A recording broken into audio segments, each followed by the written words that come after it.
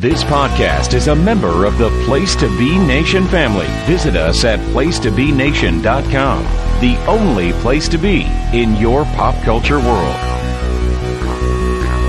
Hard-Traveling Fanboys, Hard-Traveling Fanboys, Hard-Traveling Fanboys, Hard-Traveling Fanboys, Hard-Traveling Fanboys, Hard-Traveling Fanboys, Hard-Traveling Fanboys, Hard-Traveling Fanboys, Hard-Traveling Fanboys, Hard-Traveling Fanboys, Hard-Traveling Fanboys, Hard-Traveling Fanboys, Hard-Traveling Fanboys, Hard-Traveling Fanboys.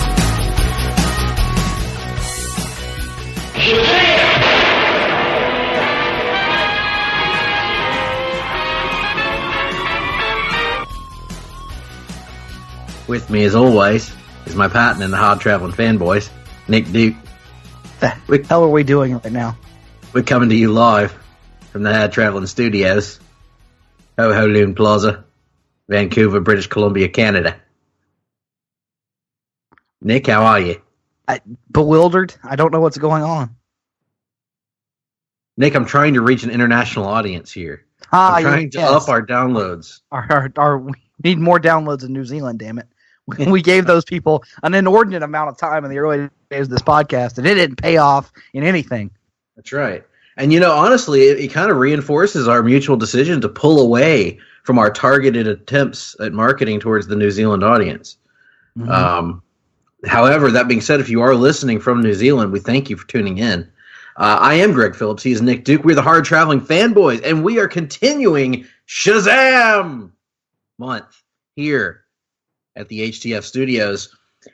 And in fact, Nick, this week we're it up. Actually, this is the final episode of SHAZAM Month. Yeah, this is the last episode of SHAZAM Month, and to sort of bring things together and wrap them up with a bow, we are going off of the printed page, and we are going off the page entirely to focus in on something that neither of us had ever experienced before.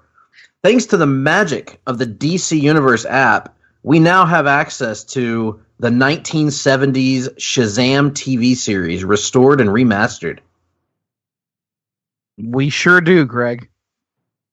We absolutely do. But in order to get some insight on this and to discuss this certainly unique topic of the 70s SHAZAM show, we turned to our good buddy, our friend, our mentor, if you will, the manager, Todd Weber, coming to us live via satellite from the West Coast. Todd, how are you doing, good friend?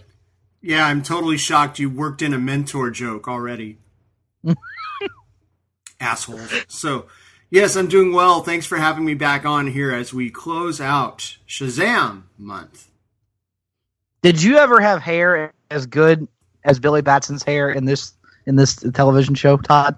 Well, I have had long hair. I have not had quite the beautiful coif that Billy himself sports here. It is remarkable. Partridge Family type haircut. I was going to say, before we even get into the show, one of the many things that I noticed about this show, Todd, is that kids in the 70s had substantially better hair than we did as a kid. Because when I was a kid, everybody had either like a basic crew cut or a bowl cut or a mullet. The bowl cut, the rat tail was big when we were kids. Yeah, the rat tail, the mullet. Kid. But these 70s kids, they had badass haircuts, you know? This is good stuff. What can I say? Yeah, I was always gifted to have a crew cut myself, so I missed out on the beautiful hair shenanigans. Mm. Well, we are, of course, focusing in on SHAZAM, and for this episode, we originally intended only to review one episode, which is Season 1, Episode 12, titled The Delinquent, which features a guest appearance from a very young... Which actually, on the DC Universe app, is titled The Deliquent, with no initial N on this episode that I'm looking at right now. One might argue that it's an appropriate typo. But it features a very young Jackie Earle Haley in a guest spot. But let's talk, before we delve into this episode, because Nick and I ended up watching multiple episodes of this show, let's talk a little bit about this television show. So I read up on Wikipedia to get a little information on this, Todd, but hopefully you can fill me in on some of the finer details of how this whole thing worked. But a half-hour live-action television show that started in 1974, and ran through 1977. And it was produced as a live-action show by Filmation, which I'm familiar with through their animated shows from the 60s.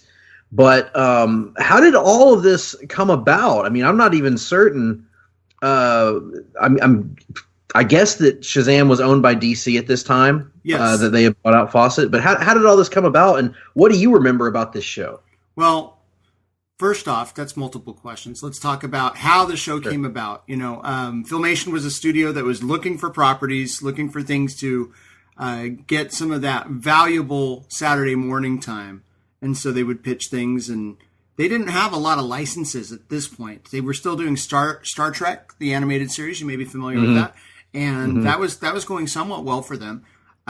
But they wanted to get back into the superhero game based on the Super Friends initial success on ABC.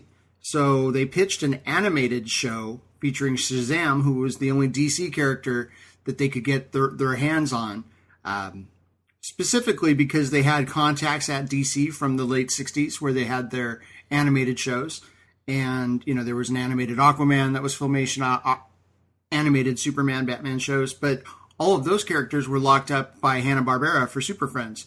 So they offered them Shazam. The people at Filmation put together an animated treatment for it. And then CBS said, well, we'd like to try something different, maybe live action. And lo and behold, the guys at Filmation said, well, let's try that. They built a sound studio, and that comes that will come into play in a second, because most of these episodes were not done on the soundstage at all. They were all on location for the most part. But they built this studio and cast some leads, and lo and behold, they had a 15 episode season ready to go in fall of 1974. And wow. I have vague memories of it from the first run, and apparently it was running in syndication and in reruns up until 1980. So I guess I must have seen it around age 4, age 5, 75, 76 or so, because that's when you can start having some of those crystalline memories. Sure. But I remember a lot of the details of the gist of it, the things we'll talk about as we watch the episode. I also remember the companion show that they created after a season to go along with this. And so I always associate the two shows, Shazam and Isis, which was character created for TV and then bought by DC. I've always wondered about that, because I remember the first time I think I ever even encountered Isis was in the 52. Oh, okay. Yeah. I was not reading Justice Society at that time, so I encountered her in 52 and Black Adam's sort of mourning period as a result of what happens with Isis. So I didn't realize that she was a TV character first. She was kind of hot too. Yeah, I was going to say, we'll get on that. We'll get to that a little bit later maybe, but I went and watched one of the ISIS episodes of this, and I told Nick today that I came away thinking that ISIS was way cooler than Captain Marvel on this TV show. They let her do more, that's for sure. The episodes were a little bit more interesting because she was a teacher as opposed to Billy and Mentor, where they were doing the same thing, which we'll talk about on every episode, every single episode. So let's talk about the cat. You mentioned the casting. They cast Michael Gray as young Billy Batson. Although I have to say, he doesn't look that young. No, he was 20. He looks like he's. Was he really? Yeah. Nuts. I'm sorry. He was in his mid-20s when they cast him. So, yeah. So wow. 23, 24. He had been on a couple shows, including The Brady Bunch as a guest star. And then he had a show called The Little People that was on the NBC with Brian Keith, and apparently that turned him into kind of a teen heartthrob, one of those Leif Garrett type guys that would be in the teen magazines. Yeah, and he looks every bit of mid-20s on this show to me. He looks like just a young man rather than a teenager necessarily, but nonetheless, and he's accompanied by the by an older figure who's named Mentor and is played by the actor Les Tremayne. Now, this is a character that, to my knowledge, is not from any of the comics that I've encountered of Captain Marvel. This is one of the many changes we'll get to. No, they kind of changed the Shazam wizard into Mentor. Only Shazam had powers and could do things. Mentor could drive an RV. Hey, he could shoot the hell out of a bow and arrow as we come to he was an expert archer. He taught Cupid how to first unfurl his arrow. Unfortunately, Cupid missed. But again, we'll tackle that in a moment. And then we have Captain Marvel, who originally, in the episode that we're going to be talking about here, is played by Jackson Bostwick, who, according to his Wikipedia entry, this was pretty much the only significant thing that he did in his acting career. Although he was a contestant on the television show The Dating Game. He played a guard in Tron. That was his last credit. He was eventually cast in Tron, and he wasn't blacklisted, but there were things that happened in Shazam that caused him not to get any more roles for a long, long time. So, oh Lord! But yeah, they were initially they had a casting call for Captain Marvel, and one of the people who read was Mark Harmon, who is now on NCIS. Yeah. So that would be interesting to see him as from summer school, right? So to see him as Captain Marvel. I don't know that he's necessarily tall enough to pull it off, but yeah, they went with Jackson Bostwick, who had a great smile, if I can say so. Mm-hmm. Hi, yes, kids. certainly. I'm Captain Marvel. I'm Captain Marvel. We'll talk about that in just a moment. But let's go ahead and let the people fired up. If you have the DC Universe app, or if for some reason you own this show on DVD, you can join with us right now. It's Season 1, Episode 12, and I am going to hit the play button in 3, 2, 1, play. And right off the bat, we're getting the somewhat unique intro sequence featuring a glowing red ball, cartoon drawings of 7 mysterious figures. 6. 6, sorry.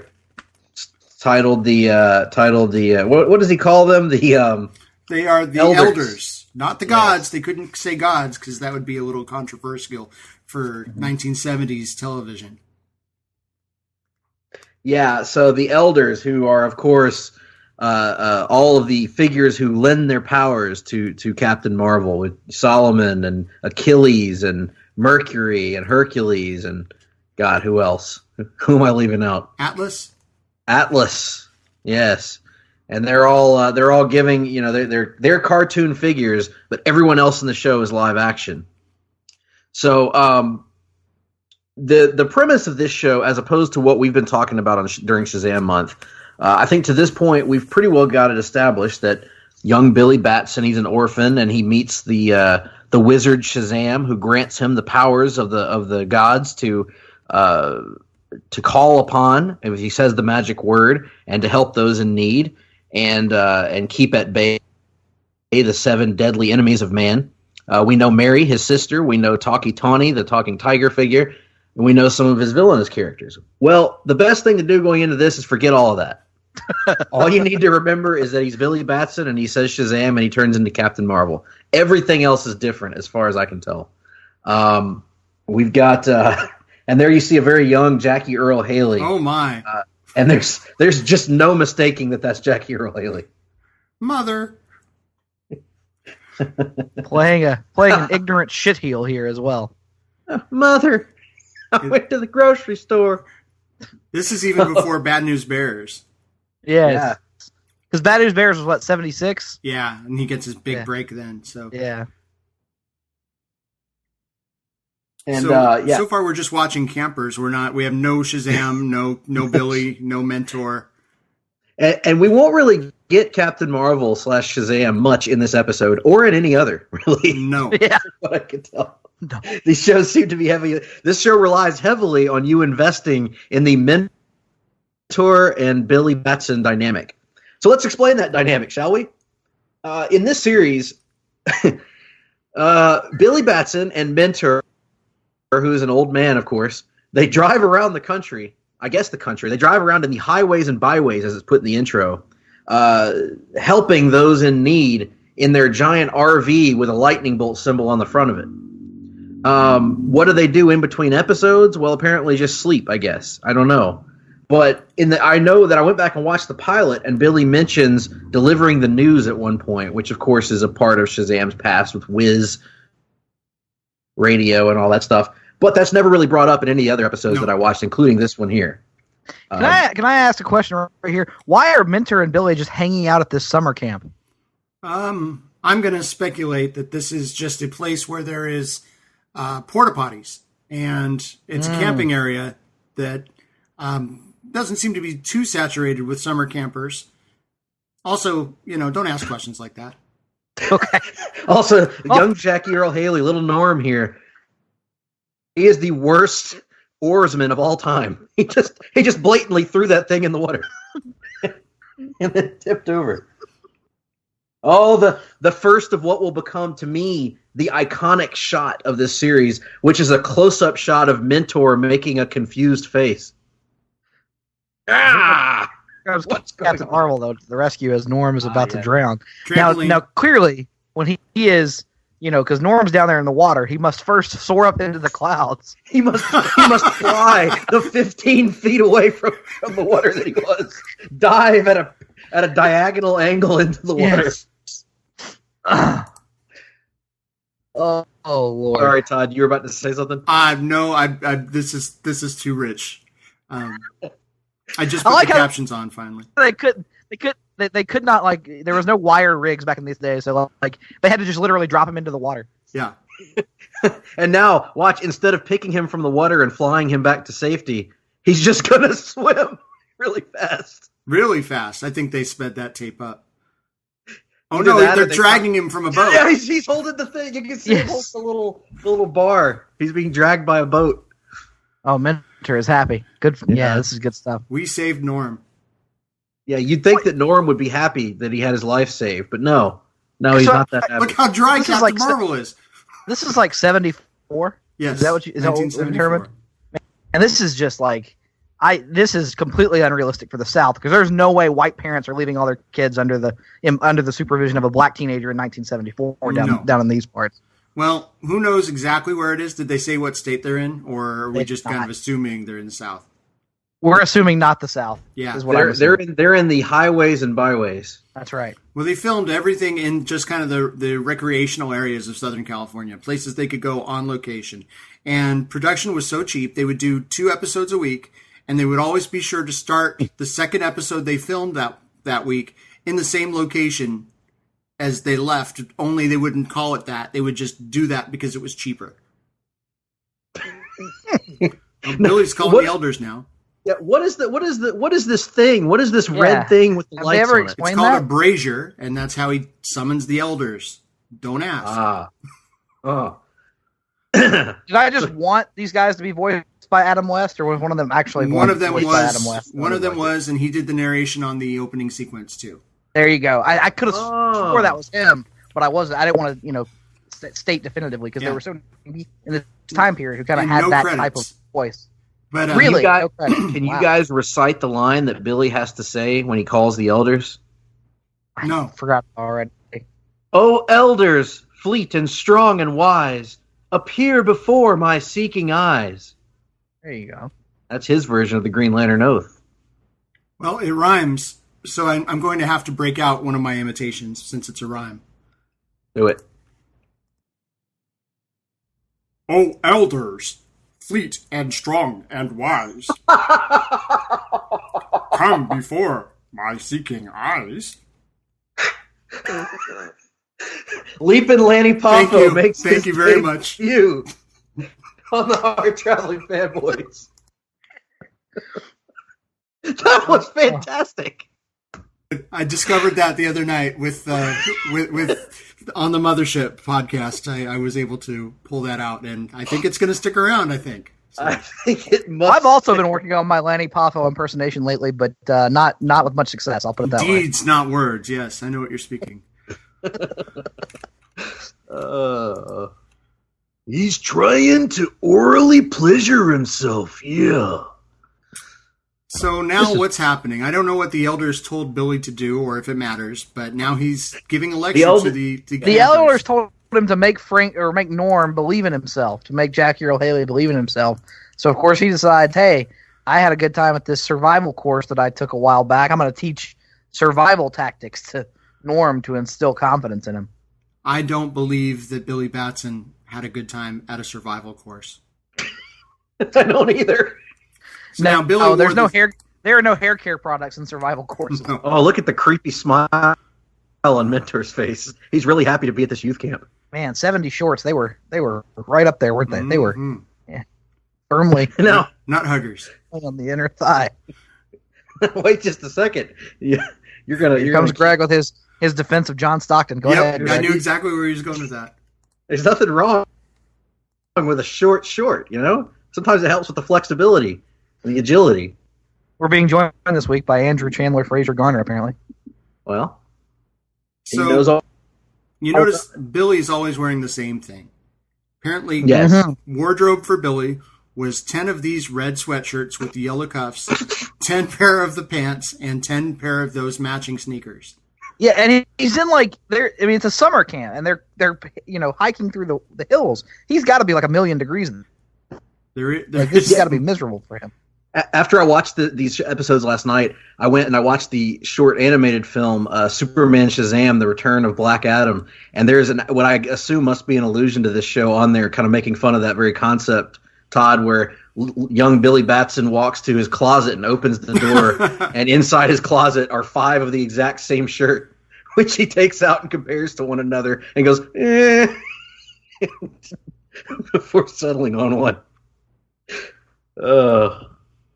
Let me ask you about this. Is this just a style of filming that was common amongst shows at this time? The constant zoom-ins on the face that go like really tight?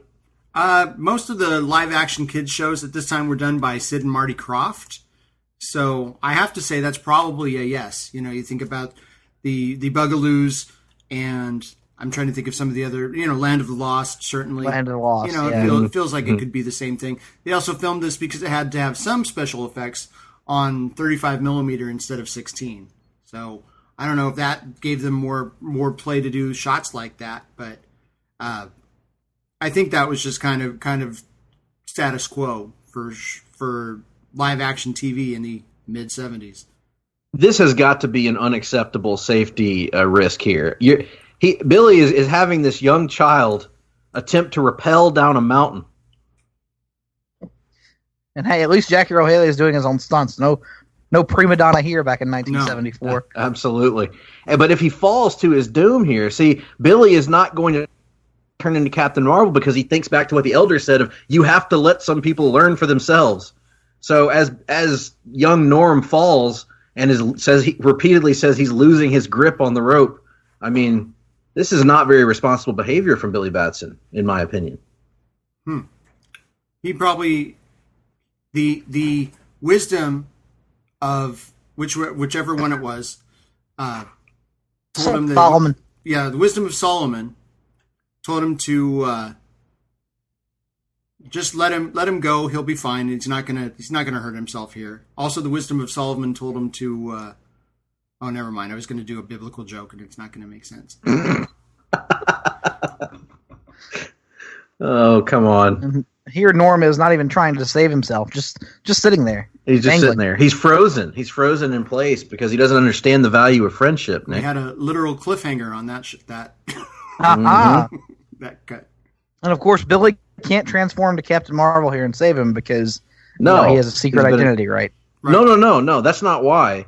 The reason that he doesn't transform is he thinks back to the advice that's given to him by the giant redheaded version of Solomon. Is that Solomon or is it Hercules? I think that's Hercules. Yeah, I think it's Hercules that gives him the advice. Yeah. Yep. Hercules why tells are you listening to Hercules? I have no idea why he listens to Hercules. Yeah, because there's no wizard, so he just has to listen to all of them, apparently. That's how this works. Yeah, they were kind of interchangeable in the advice that they would give. Yeah. Do they actually differentiate from episode to episode which one was speaking? Yes. Okay. Yes. This week it's Mercury's turn. We're paying to draw Mercury's mouth this week. Yeah. So this is sort of the theme of this show, how it works. From what I've gathered from watching these episodes, they have these. Every episode is about a different moral, and the way that they get across that moral is they Billy and Mentor come across a youngling usually who is struggling with something, whether bullying, whether peer pressure, whether they're a loner, whether they're cheating on their school tests or something like that. And so Billy and Mentor have to help the here we see Mentor with his amazing bow and arrow.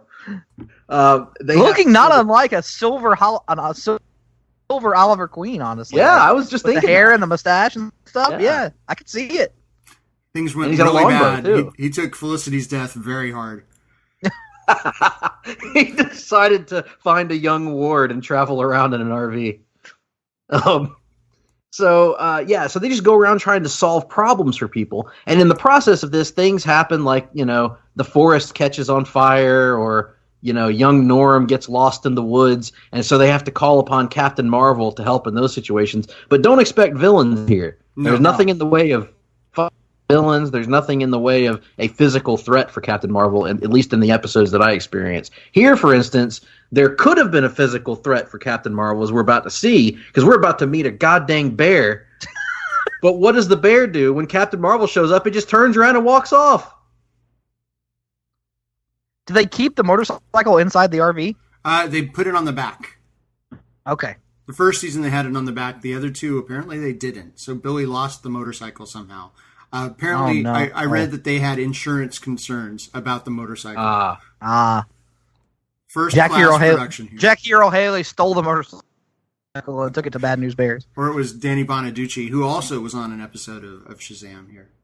Was really? Yeah, I don't know which one it was, but I can find out, I'm sure, easily enough. But I thought because of our Watchmen future WCW dark match competitor, yes. Danny Bonaducci.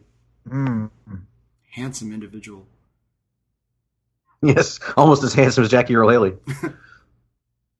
Let's see. So these sunglasses also that Billy Batson's wearing, these are nice, fantastic. These are like some Elvis level sunglasses. Now he's gonna try to talk Norm into coming back to the camp, but Norm doesn't believe him. And look at the strength from Norm. Watch this. Boom! Boom! And down goes Batson. Down goes Batson. Norm, you're right, Todd. There's no way that Billy Batson made it through a survival course. Camp. Yeah. Oh. What did you do? Are we meant to believe that he hit his head on the stump or something and has been rendered unconscious? I thought so, but when they show the replay, you'll see what happened to him. And he didn't hit anything. He just fell. He's that weak. He just got pummeled by a child that's like half his size. He's just laying there. He is selling. Look at Norm. He's taking his time. Selling. If I'm Norm, while he's back there selling, I'm strutting around. I'm absorbing the heat. Think about what a badass Norm is if he goes back to camp and says, "I just kicked that older kid's ass." And then we have our flashback sequence. Oh, there he goes. No, just fell. Didn't hit his head on anything. He's not just selling. He's giving us some of that Kurt Hennig selling, JR. Mm-hmm. Billy's got poor nutrition, eating stew all the time in the RV. He's got no muscle tone whatsoever. Veal tripe, as we were told earlier. That's just how Mentor likes him, Todd. Oof. There's just something weird to me about an old guy Who driving else would it be? RV with a kid that doesn't isn't related to him.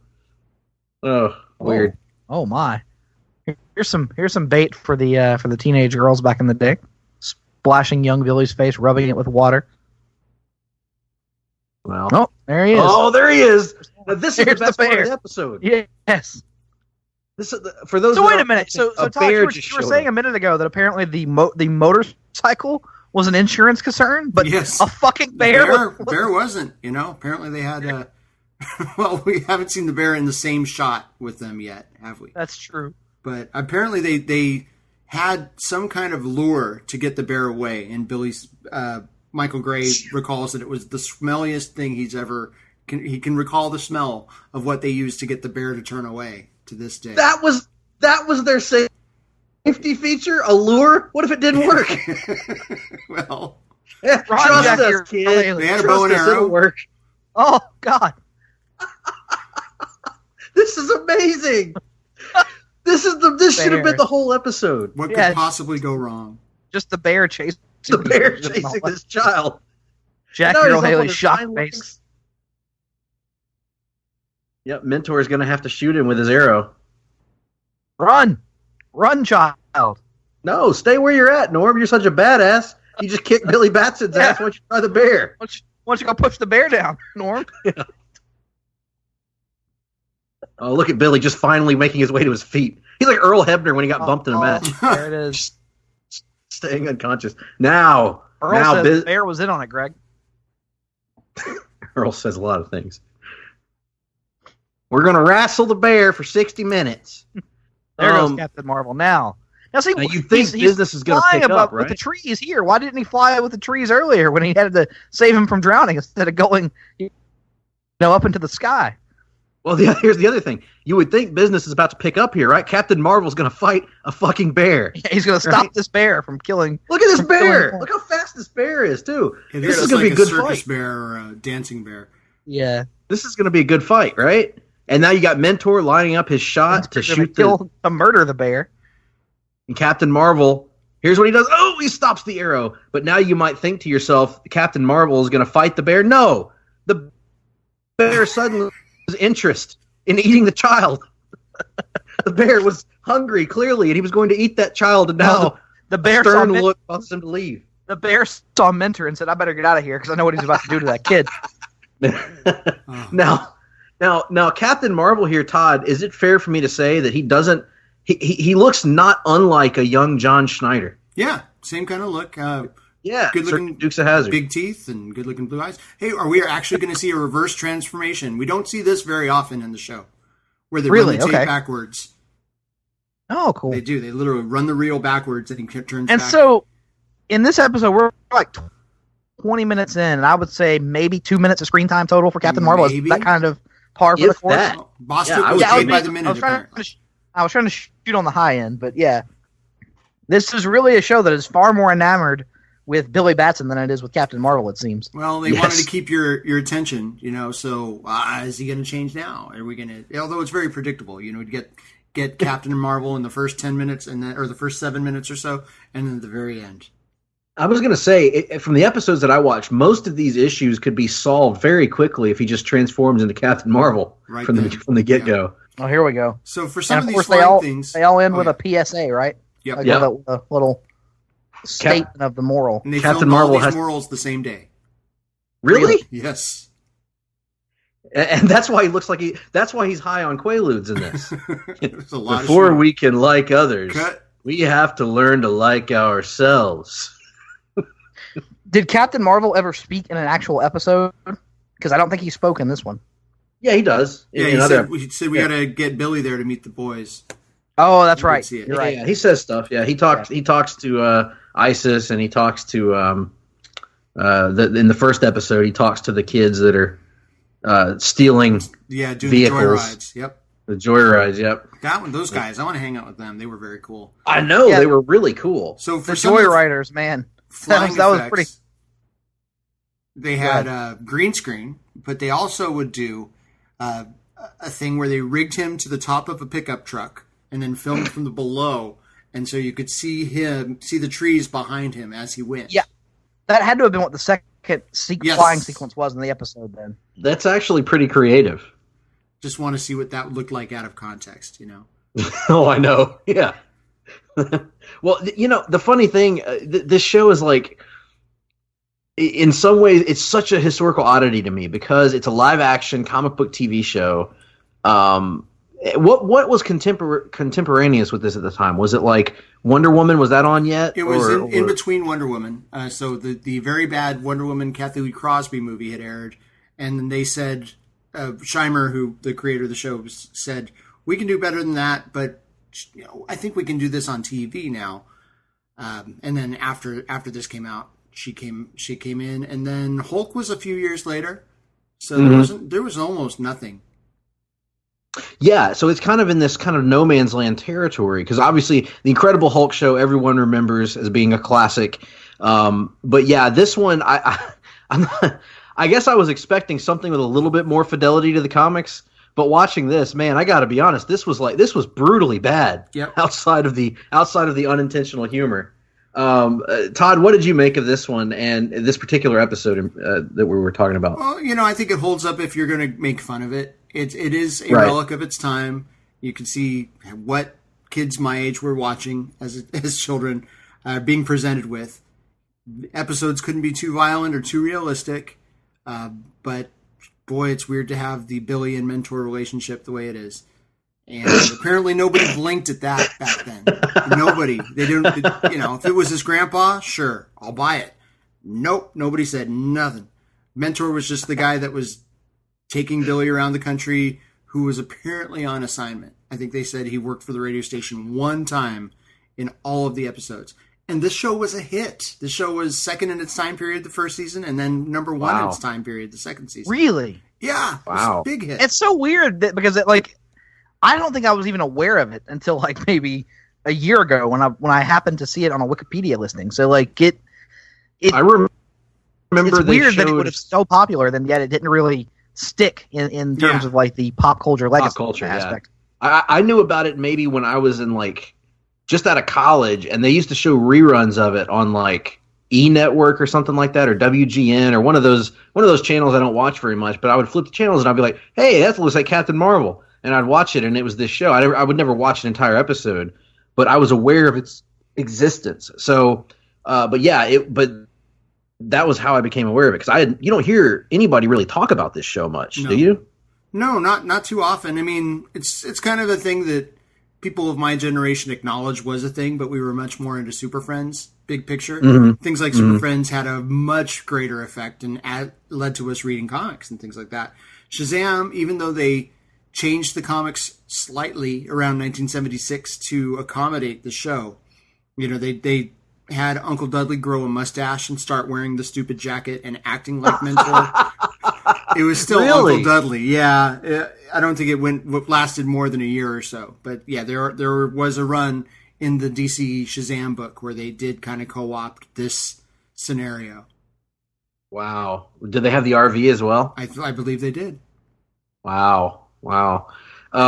Yeah, it's interesting because it seems like of those shows from that era, Wonder Woman and the Incredible Hulk sort of are the ones that I think of in my mind as being the big successes of that era.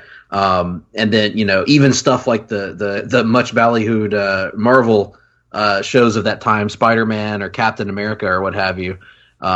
They were I don't know if Captain America was a show, but certainly there was the TV movie.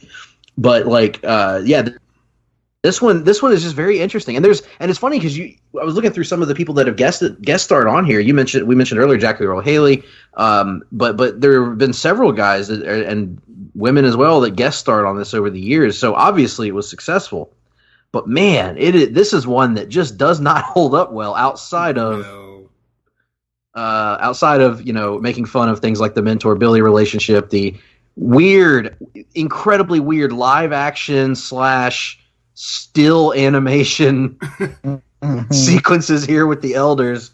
The morals at the end. You were talking about that in our chat group, Todd, about how much you enjoy the moral segments at the end of every episode. Well, if you think back, Fat Albert would do the same thing. Same production company, same thing. It was Filmation.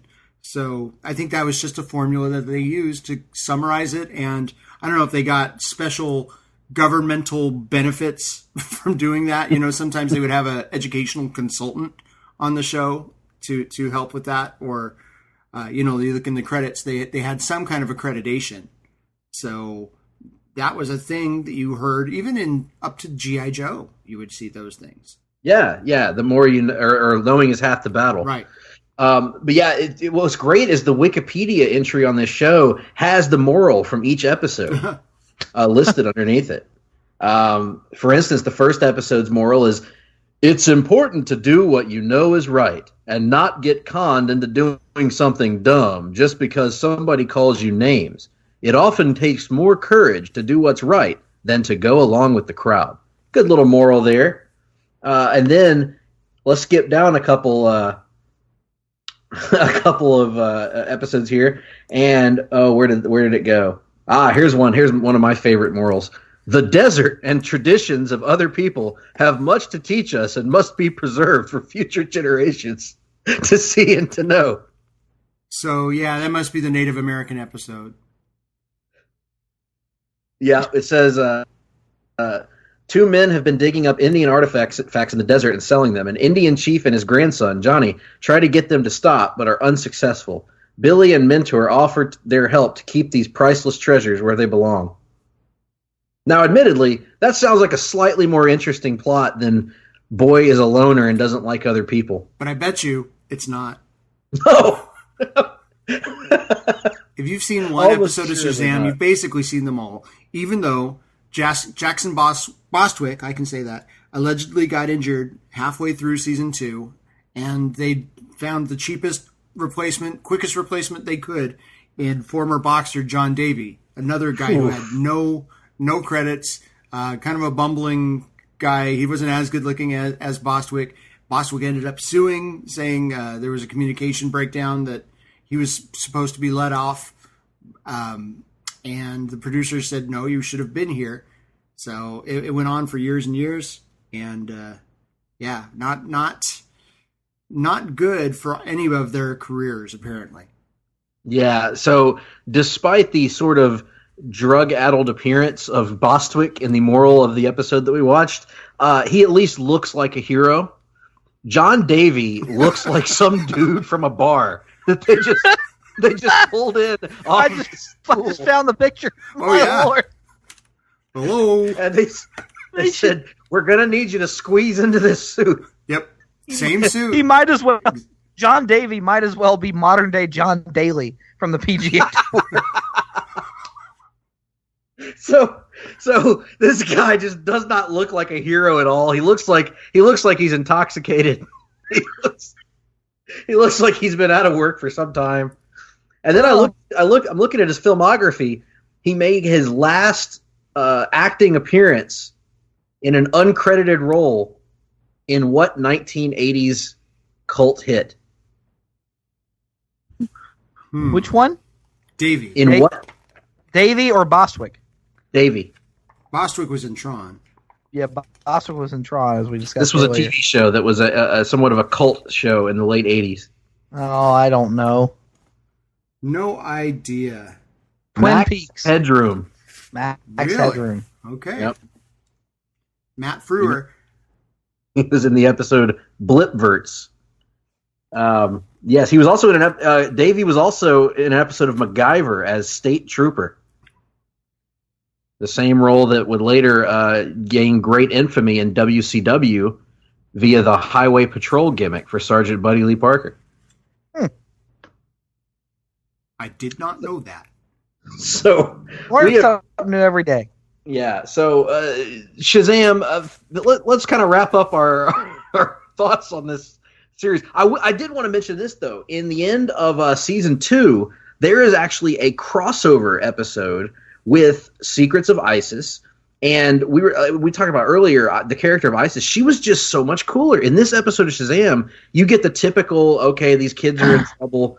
Captain Marvel comes to save the day at the end, but for some unknown reason that isn't explained in the episode that I can remember anyway, Captain Marvel needs help. I guess because there's a forest fire and these kids are in trouble, so he can only do one or the other. So Mentor goes and finds Isis in her alter ego of teacher Andrea Thomas, and he busts in and he says, "Hey, I need your help." And she goes, "Well, who are you?" And he goes, "Well, I'm Mentor."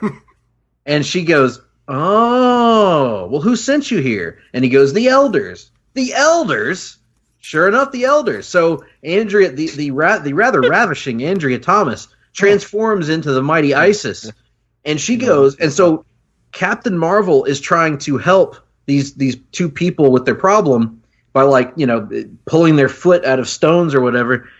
Isis shows up and causes a damn storm to show up and put out the fire, lifts a boulder in the process. My. She's just so much better than Captain Marvel. Yes, she is. Good Lord. Easy there. You know what's even better than ISIS? Lois Lane from Smallville as ISIS. That's on here when I Googled ISIS That happened? 1970s. That's one. Yes. That's one of the images that popped up. Grant, it's going to be okay, sir. He says as he types. Even though I'm just gonna paste Lord it. have mercy. I don't remember that happening. Oh, There you go, Greg. But Check your Facebook. Now, what did Lee Tremaine go on to do? AKA Death. Les Tremaine. Death. Sorry. Death. Oh, Yeah, come on. He did went on to death. some more voiceover work. He was a radio guy from the 50s, and then he ended up doing more voiceover stuff, and then died in 2002, 2003. He died in 2002. He looks 75 here. Yeah. Good Yeah, Lord, he lived. Did you know that he was lived to blessed be by the 90. elders, Nick? He's probably For God's 47 there. 47. Also 47. people- Todd Weber, people in the- right now. People Yes, in the but you look 47 going on like 35 or 40. He looked 47 going on 68. people in the 70s and 80s just looked older, Nick. He looked Judy Martin. terrible. Judy Martin, exactly. When I get Arn Anderson. yeah. Arn Anderson was 15 when the Four Horsemen started. Hmm. People don't realize that. So, yeah, what is this golf cart? Sorry, they auto-played the next episode of Captain Marvel. This dude's driving around in a golden golf cart with 3 wheels. This is amazing. Anyway, so Shazam. The point. So this is the this is the 4th distinct version of Captain Marvel that we have, or Shazam, that we've experienced this month, Nick, and by far the most unique. Yes, I would say that. Certainly a unique situation. Todd, give us some of your wrap-up thoughts on this show and its place in the greater Shazam pantheon. Well, nobody's going to look back and say, boy, I wish they still made him like that. But people are people who grew up on it are fondly going to remember. And it's cheesy but fun. Short, at least the episodes are short. Yeah. Oh, yeah. And boy, they got the costume pretty right for the time, which is no impressive. doubt. Yeah, that's something we didn't mention, and we should. The costume is very comic book accurate. Mm-hmm. The costume for Captain Marvel here looks better than the costume for Green Lantern in the 2011 movie. So take that for what it's worth. Yeah. I only wish that they had found some way to show homage to this incarnation of Shazam in the movie. Yeah. Not that it owes a ton to it, but just because. They could have had Billy having a crisis of conscience when he runs across an old man with a pencil thin mustache. They could have had the adoptive parents own the old beat up RV out in the backyard. There you go. That would have been a nice one. Come to think of it, there is that scene where they go looking after Billy in a vehicle, but it's not an RV, is it? It's something else. I don't remember. It's like a van. Yeah, that's probably what it is. Closest we could get. But yeah, I think you're right. There's probably some nostalgic value in this. I imagine the experience for a lot of people that watch this on DC Universe will be similar to mine when I go back and watch some of the shows that I remember being great when I was a kid, like He-Man. Also, and then Filmation. I'll watch it. Really? Yes. Yeah. So I remember they had He-Man briefly on either Netflix or Hulu a few years ago, and I went on and watched like the first 3 or 4 episodes, and it was not like I remembered it. I remember it being so much smoother. But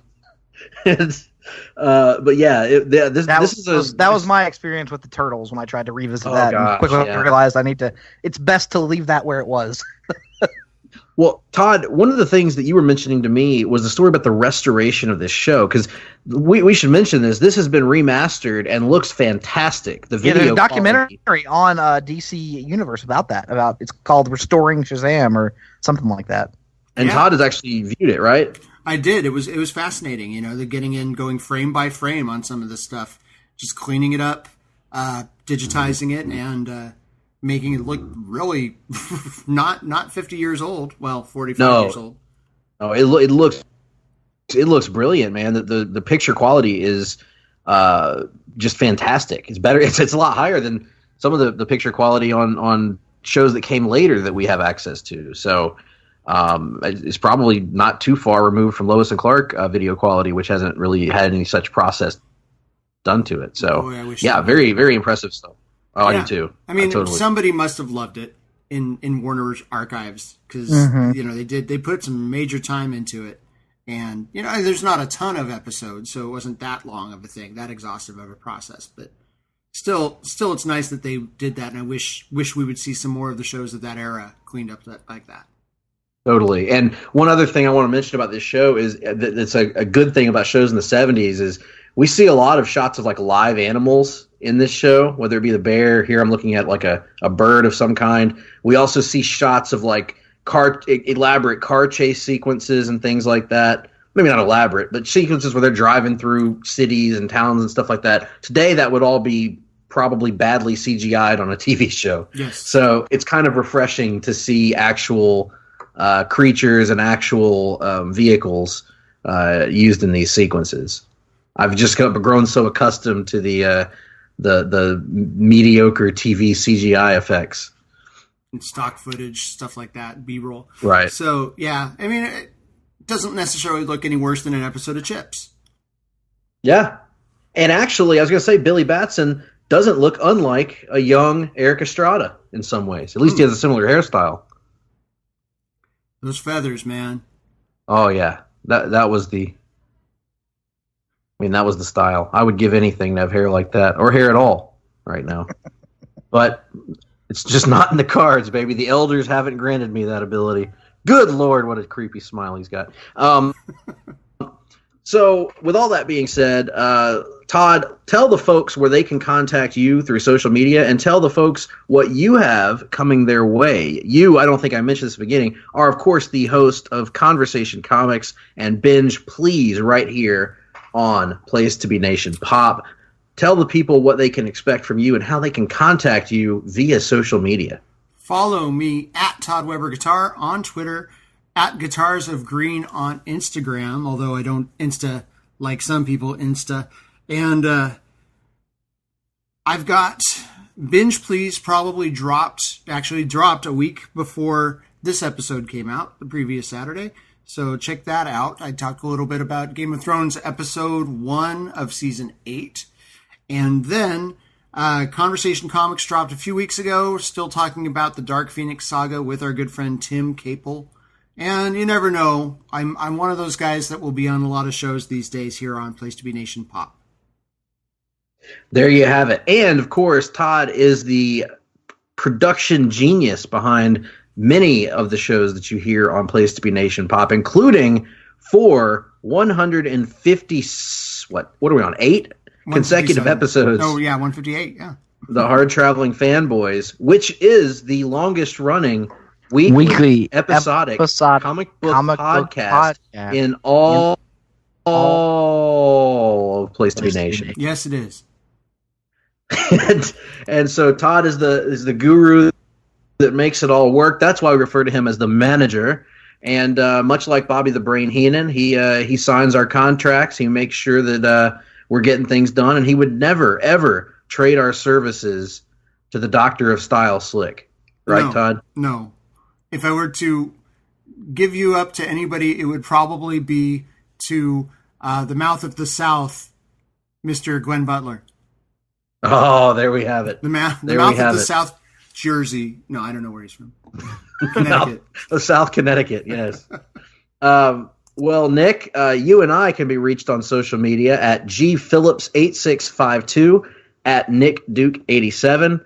We do have the loneliest email addresses on the internet, gregp@placetobenation.com, nickd@placetobenation.com, and we invite you, all three of us invite you to join the Place to Be Nation Comics Facebook page. That's where you can leave your thoughts on our shows, leave your thoughts on the world of comics in general, and we would be happy to discuss things with you on there. We do have a Twitter account that I don't think is active that often, PTBN Comics. And other than that, just let us know your thoughts on SHAZAM, the TV series, if you have memories of this, if you're experiencing it for the first time. What do you think the nature is of the mentor-Billy relationship? Let us know that. Let us know what your thoughts were on SHAZAM Month. You know, we wrapped up yet another theme month. Do you enjoy the theme months? Do you enjoy it more when we mix things up? Let us know your thoughts on that. And with that being said, we're going to take a break. And when we come back on the other side, we've got reading and watching. We've got the rundown. We've got the Wrestling Minute. And, of course, we've got the latest hit from good old Jim Ross.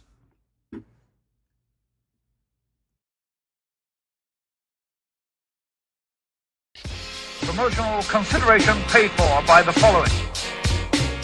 Place to Be Nations, JT Rosero and Chad Campbell here. We want to let you know that we have over 24 podcasts available on iTunes, Stitcher, Google Play, and PlaceToBeNation.com. We now offer them to you on 2 great feeds. On the Place to Be Nation Wrestling feed, we dive into topics running the gamut from today's WWE to the glory days of yesteryear and the ins and outs of the territory days. In addition to our full-length shows, we also deliver to you special pod blasts on topics old and new. The Place to Be Nation Pop feed is a veritable treasure trove of great content, offering tremendous shows covering the land of movies, television, life, comics, and sports, brought to you by the most knowledgeable and insightful folks in the podcast world. You can find all these great shows, plus archives of our past podcasts from over the past 8 years as well by subscribing to both feeds on iTunes. And while you're there, be sure to rate and leave feedback as well. All of these shows, plus others, available on PlaceToBeNation.com, where we cover pro wrestling, sports, movies, comics, plus in-depth search projects, and much more. Be sure to support our site by using www.PlaceToBeNation.com/Amazon when doing your online shopping. We want to thank our friends at Boneheads, Wing Bar, ProWrestlingOnly.com, and TheHistoryOfWrestling.com as well. Be sure to follow us on Facebook, Twitter, Instagram, and Tumblr. PlaceToBeNation.com, the only place to be in your pop culture world.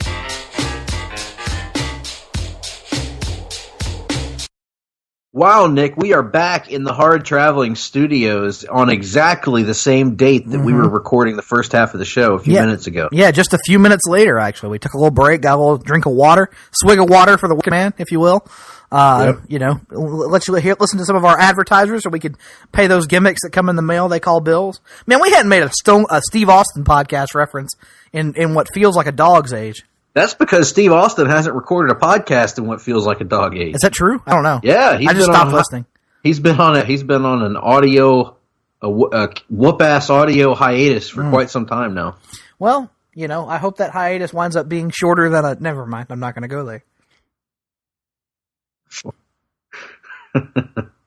Well, I, for one, hope that when he comes back, he forgets the very existence of Ted Fowler 361. Is that his name? At Teddy Fowler 361. Holy mackerel. Talk about grinding a show to a halt when we talk about anything. Teddy, tell me, what kind of ammunition are you shooting down there?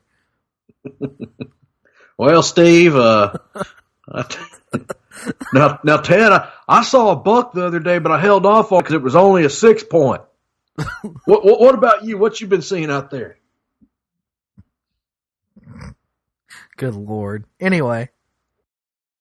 We're going to do the Hard-Traveling Hunting podcast, given our... Yeah, it would be chock full of information. Well, you sit there and you just kind of wait. That's what you do. It's typically very early in the morning, and that's all there is to it, folks. Usually it's cold. Yeah, we just did the podcast. There it is. It's over. Anyway, we are happy that you are still with us here on this undetermined date that we're recording this podcast. And as you just heard on the advertisements there, we got a lot of great shows here at Place to Be Nation. And in fact, just this week, Nick, I don't know if you've been following how things have been going around here, but Pop feed. I feel like this is probably a week on the Pop feed where I think, Greg, you know, I'm gonna go off script. I'm gonna predict that we had not very many things for just a couple of people.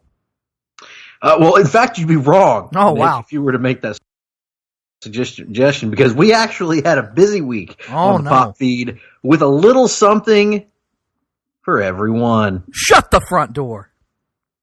Russell and Sam dish about the classic Empire Records in a new 90s to Nothing, featuring the lovely Liv Tyler. She's not on the podcast, but they talk about her in the podcast, presumably. Yes. Mm. In this month's Talkin' Pop, Jenny and Tim welcome JT Rosero to relive the magic of WrestleMania weekend in New York City. New York City? Man. Pick up the pace. Remember those? Yeah, there you go. You know what's amazing, Nick? And this is going to make you feel special. David Sunday, actually did that exact same bit with me on his podcast spontaneously. Oh, there you go. Great minds thinking alike. Mm-hmm. So yeah, that'll be a good listen. Ben Morse and Russell Sellers talk about the first half of 1970, a.k.a. Jeremy Reynolds' freshman year, in a new Marvel Age masterclass. That'll be an interesting discussion. Nick, what are you making of 1970 so far in the world of Marvel? Well, not to tell tales out of school, but we actually finished up our discussion of 1970 with a new episode of the Marvel Age podcast, a new episode that for some reason is not listed on this here live. That's neither here nor there. So 1970 was a very good year in Marvel Comics, and we're looking forward to moving ahead into 1971, which will mark our first ever 3-part episode. Wow, and will that not mark 10 coverage years of Marvel Age? I think 70 gets it. 60, because technically we did 61 and 62 together, because Fantastic Four #1 came out in November of 61. So if you count 61, what's that? 61, yeah, 70 would have been 10 years. Well, one thing that hasn't been going for 10 years, but is going to give people the same amount of joy and pleasure that they've had in the last 10 years of enjoying hoops that was a really stretched transition. But nonetheless, Adam and Andrew are here to deliver an in-depth playoff preview. What you could have said, Greg, you could have said one thing that hasn't been going on for 10 years, but only feels like it has, the first round of the NBA playoffs, which you can hear all about on the NBA Team Podcast. See? That's right. Playoff previews on a dual offering in the NBA Team Podcast. Mm-hmm. Hear about how your team that isn't Golden State or Houston has no point of even playing in the Western Conference playoffs. Presumably that's what they'll talk about. And then the Eastern Conference is wide open. It could be any of 4 teams, really, that has a shot out in the East. So, interested to hear what Adam and our buddy Andrew Reich have to say about that. Mm-hmm. Todd Weber and Timothy Capel look at Uncanny X-Men number 136. Plus, even more, in the latest episode of Conversation Comics. This is a great series, folks, that you need to check out. The Hard-Traveling Fanboys, that's Greg and Nick, review SHAZAM. Mm-hmm. In the offering from the week before this one that you're listening to. So find that in the archives. Cowboy and D'Amato are back in the saddle, baby, with a new This Week in Sports. And they catch us up on everything since the Super Bowl. Man. I mean, God, that's a lot of material. Stuff. Yeah, no doubt. Unfortunately, the Dolphins have been living life without the Super Bowl for many, many decades. Todd welcomed JT in to Binge Please as they talk the Netflix Marvel Universe and Daredevil Season 1. My favorite Daredevil season of the 2 that I've watched. So, I just realized I haven't watched Season 3 yet. You need to watch Season 3. It's excellent. Todd also joined Andy to talk Swingers in the 3rd episode of Laugh in Theater. You ever see Swingers, Nick? It's been a while, but yes, I've seen it. I've actually never seen it. I want to go back and watch it at some point. I was in high school when I saw it, so it's been, it's been at least 13 years at this point, so I remember very little of it. I'm much higher on Vince Vaughn comedies now than I was back then, so I probably would like it now. Coming up at the end of May, the Hard-Traveling Fanboys will be wrapping up our Hard Travelers for Hire series with a special giant-sized edition of the podcast.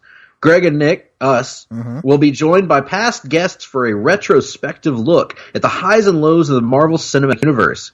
And we want your opinions. That's right, you listening right now.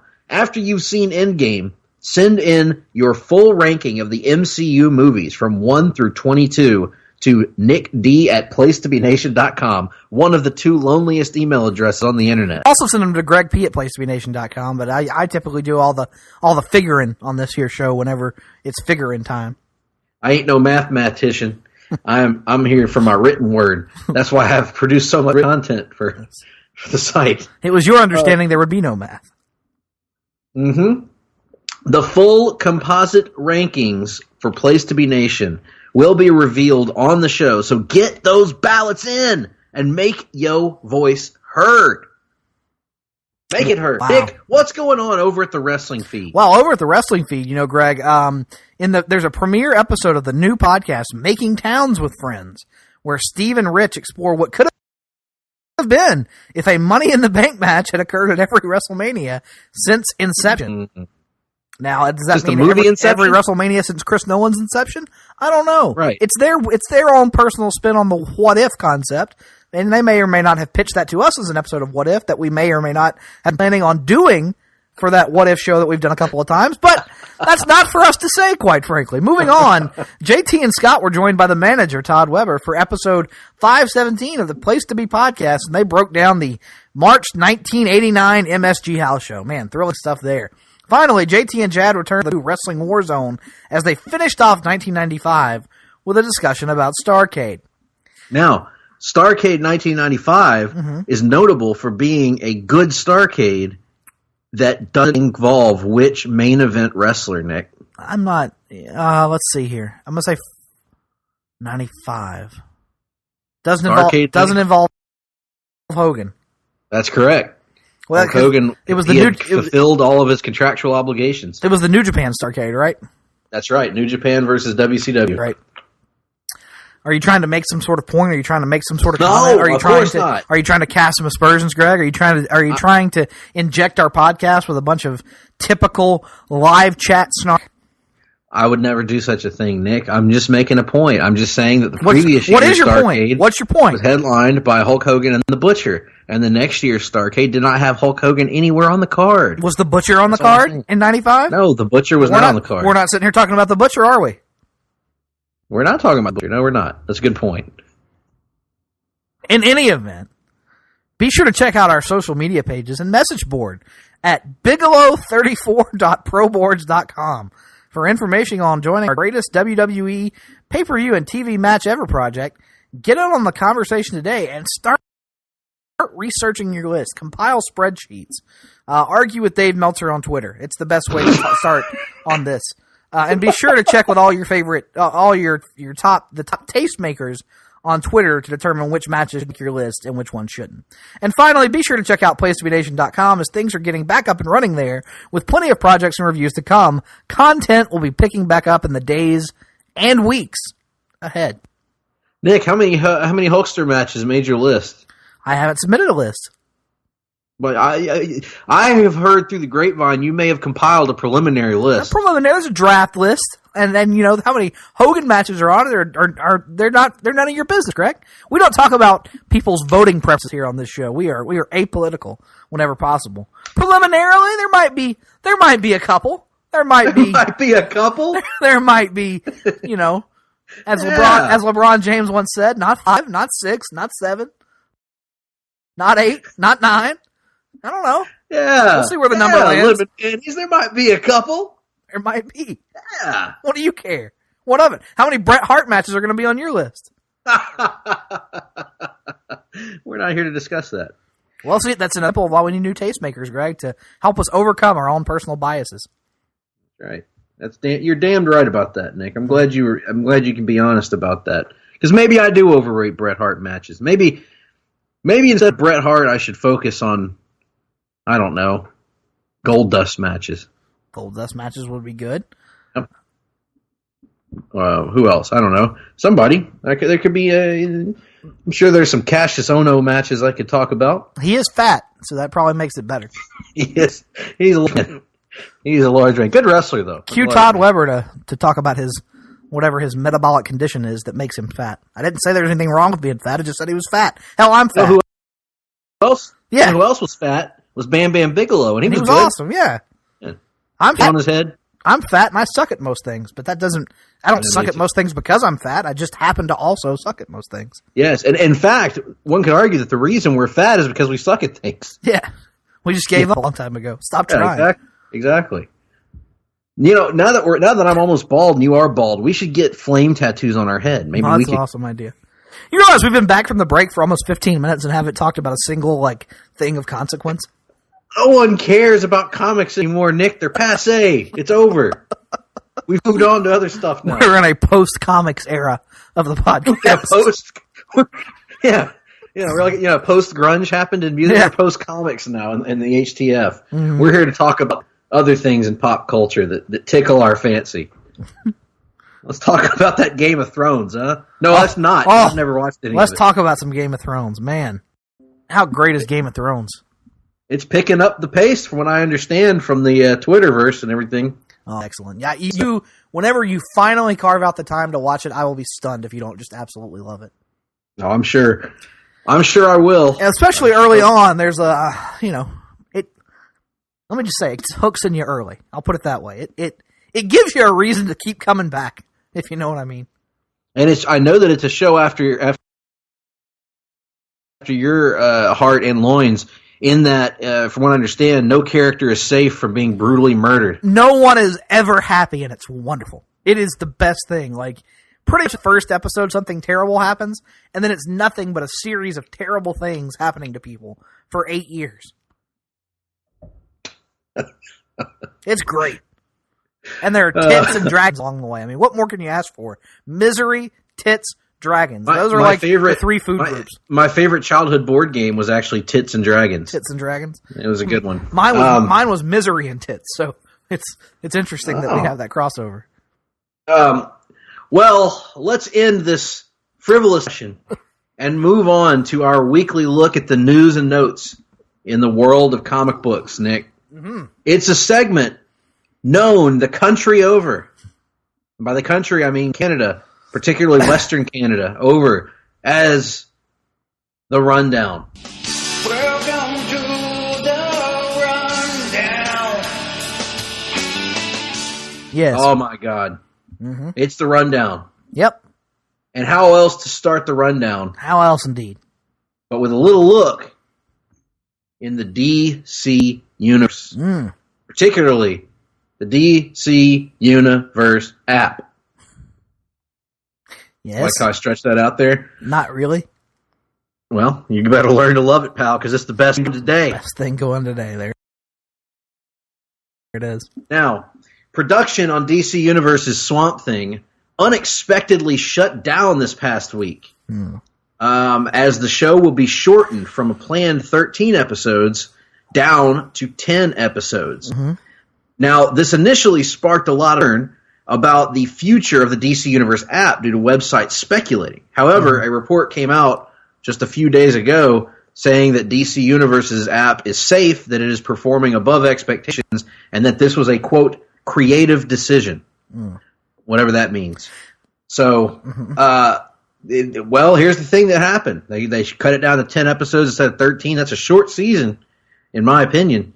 And I would think that from a creative standpoint, well, there better have a very compelling reason to do it, because especially presumably you're telling presumably you're telling, rather than an episodic story, you're telling a serial story, like an ongoing story, right. Presumably. Yeah, and it's especially concerning because the follow-up reports that came out were that they were still in production on the final episode, and they had to heavily rewrite the final episode while they were making it to make the season come to a close in a satisfactory fashion. So that instantly has me concerned that Swamp Thing will suffer from the same thing that I thought Titan suffered from at times, which was pacing issues, like where condensation at times, yes.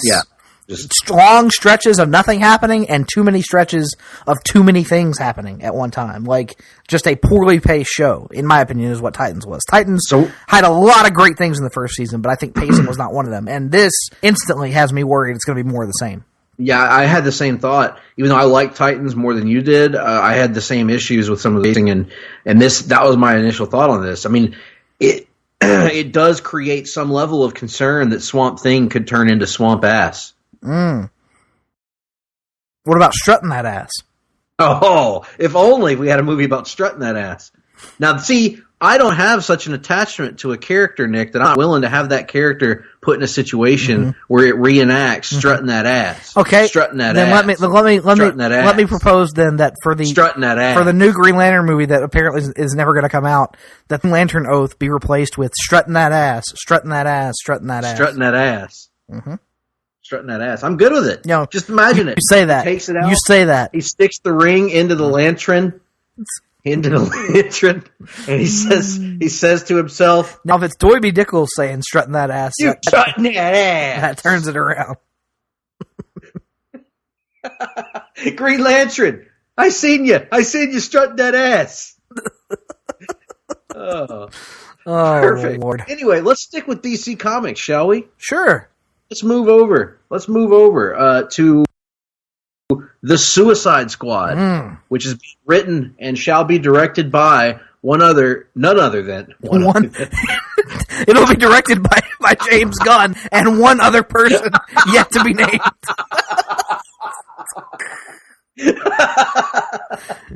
There was 3 of them, Greg. There was James Gunn, Sean Gunn, and Gunn.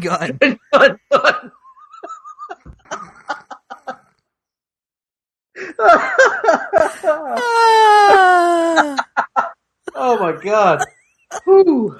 We were talking about on Marvel Age the other night. We were talking about Avengers 83, which takes place at the Rutland Halloween Parade. And I could go into a long discussion of what the Rutland Halloween Parade, what the significance of it. Patty Rutland Jazz? No. But the point is, Tim said something like, this is one of the most up-its-own-ass comics I think I've ever read. And I was like, oh, so it's like the comic book version of the HTF podcast. And he was like, well, yeah, kind of. It definitely has an audience that it's made for that isn't necessarily the broadest thing in the world. And I was like, yeah, because our podcast is really made for an audience of 2. So let me tell you the sad thing, Nick. I tweeted out our podcast last week where we were talking about reviewing The Power of Shazam by the legendary writer-artist Jerry Ordway. Oh, God. And imagine my surprise when I logged onto Twitter the next day and saw a like from one Jerry Ordway. Oh, no. Jerry, we know you're not listening anymore, but we're going to retroactively apologize for anything we may have said or done or not said or not done. Our bad. And especially for our in-jokes that only 2, our audience of 2 approach to podcasting.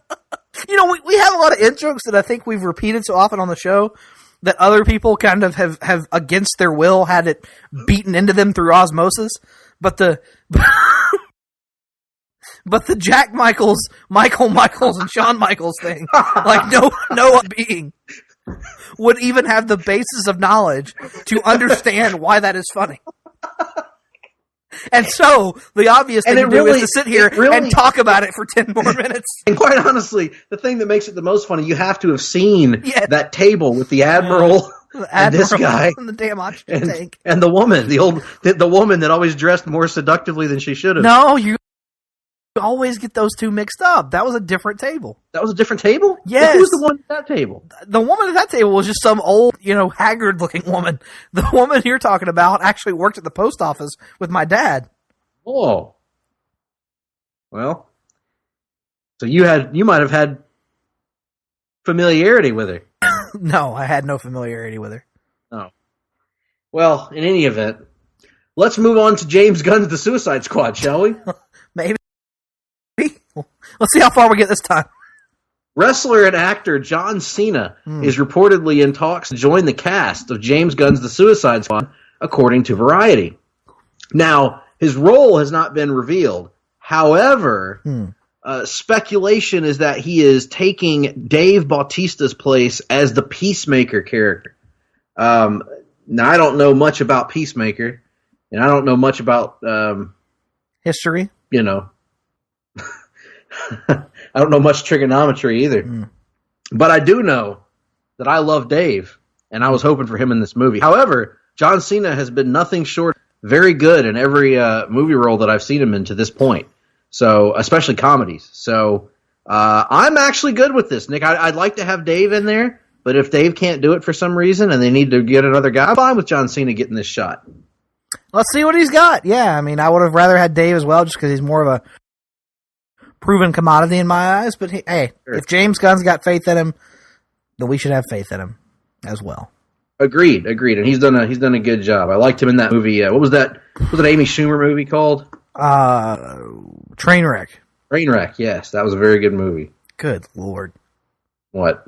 I'm looking at red carpet pictures from the Avengers premiere. Never mind. Move on. Spider-Man. is a movie that's coming out, Spider-Man Far From Home, right? Coming out after Avengers, the next Marvel movie after Endgame. And the release date, in fact, Nick, has been moved up 3 days. Mm-hmm. It will now come out, believe it or not, ladies and gentlemen, on Tuesday, July 2nd. Mm-hmm. Now, according to this here article, this strategic move puts it in theaters before the U.S. Independence Day holiday, which for those of you that don't live in America, maybe in New Zealand or somewhere like that, Independence Day celebrates the day that we won our liberty from France. Yeah, if you live in the UK, it celebrates the day that we kicked your ass. That's what it celebrates. So there you go for all our British listeners. Every day on Independence Day, every American has to eat half a gallon of pudding as a tradition. It's called. It is the Carl Grimes hour of our Independence Day. Mm-hmm. Anyway, it will also be one day ahead of.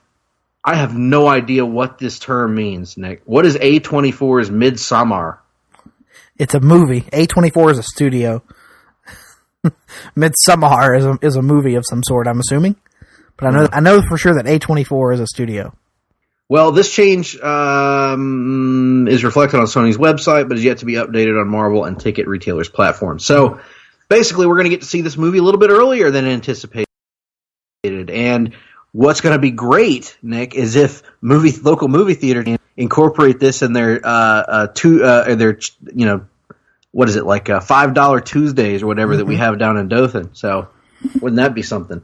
That would be something. I'm off that entire week as well, so get to see that at some point. I'm looking. You're going to be in Chicago, right?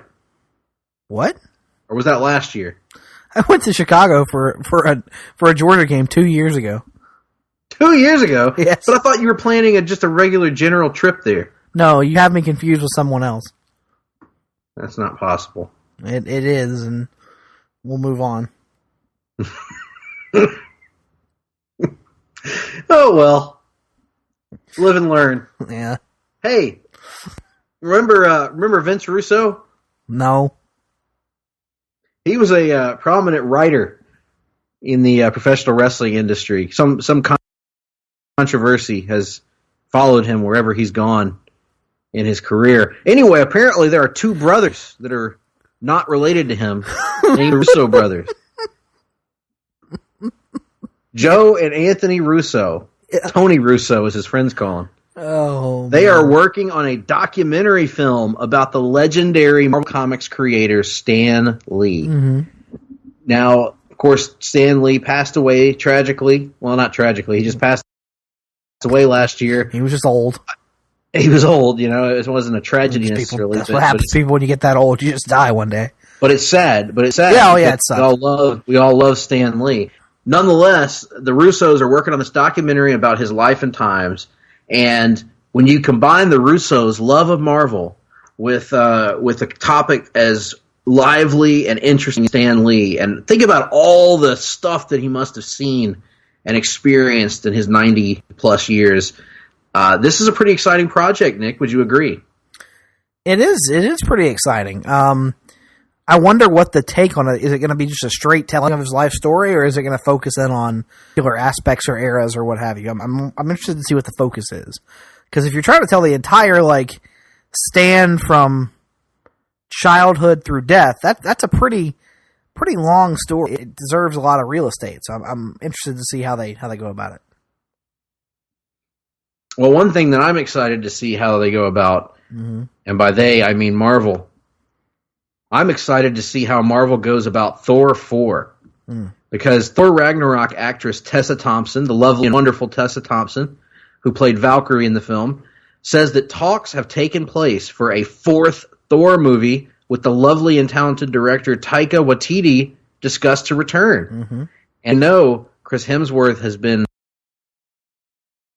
hankering to work with Taika Waititi again, crediting him for returning his exuberance for the Marvel franchise. So, Nick, how excited are you for Thor 4? Moderately.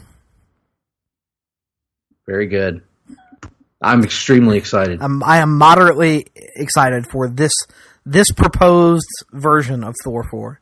If it were another proposed version, a version that perhaps did not involve Taika Waititi, or perhaps a version that was, I don't Perhaps know. a version that wasn't entertaining. Oh my God! There we go. There it is.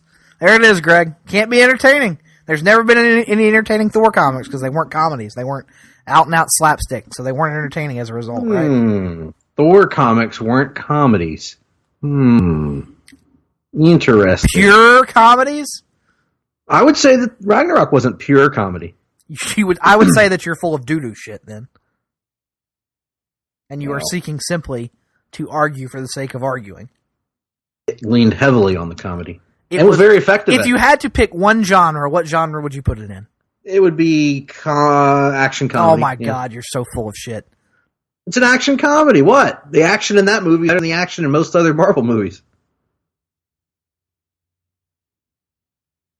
Would you argue with that? I would have to think about the other Marvel movies. My point is, it's primarily a comedy. Can we agree on that point? Yes, it leans heavily into It the is comedy. primarily a comedy. Can we agree on that point? It's a yes or no question, for God's sake. I guess we can agree with that, yes. Can you just say yes or no? Not for me to say. It's not for you to say. My point is, you could make an entertaining Thor movie that isn't primarily a comedy. And you can make one that isn't primarily up its own ass and depressing. Oh, God. What was up its own ass? What's ever been up its own ass in the Marvel Universe? Nothing. It just forces our constant comparisons of things force you to dig in. But I will tell you this, I would rather watch Ragnarok 5 more times than watch The Dark World once again. Okay. That is what you were doing is taking a Warner Brothers like approach. This one didn't work, so let's do the far opposite thing instead of learning lessons from this one thing. No, but the difference in Warner Brothers and this is that this far out approach worked. It worked. It injected life. It worked for you.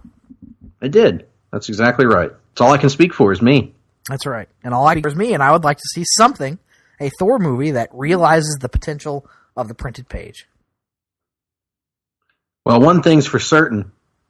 Jane Foster has not yet realized the potential character on the printed page. I think. How would you know? You don't read it. That's a great point. I'm taking your word for it, Nick. I'm trusting your impeccable judgment on things.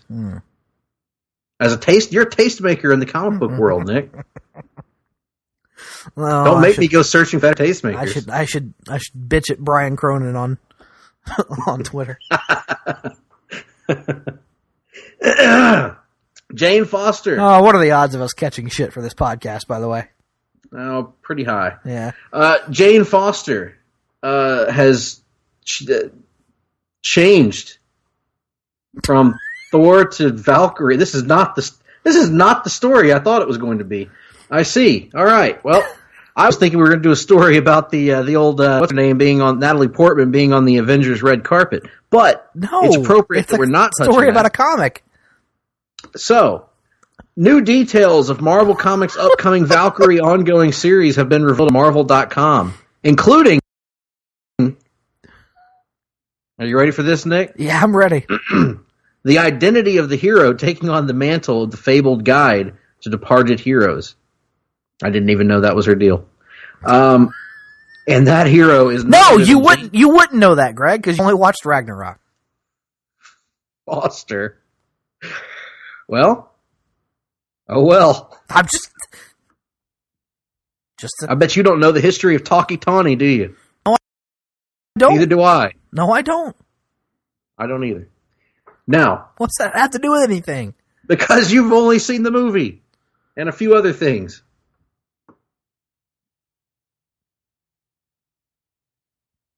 That hero, Nick, is none other than Jane Foster, who previously took on the mantle of Thor until her apparent death, and the return of the name Thor to the Odin son. Now, as we all know, Nick, Foster has been seen alive and well in War of the Realms. Cancer-free mortal. We are certainly aware of that. Including in this week's War of the Realms #2, well, this will be last week's, in which the classic Valkyrie, Brunhilde, apparently died. Oh.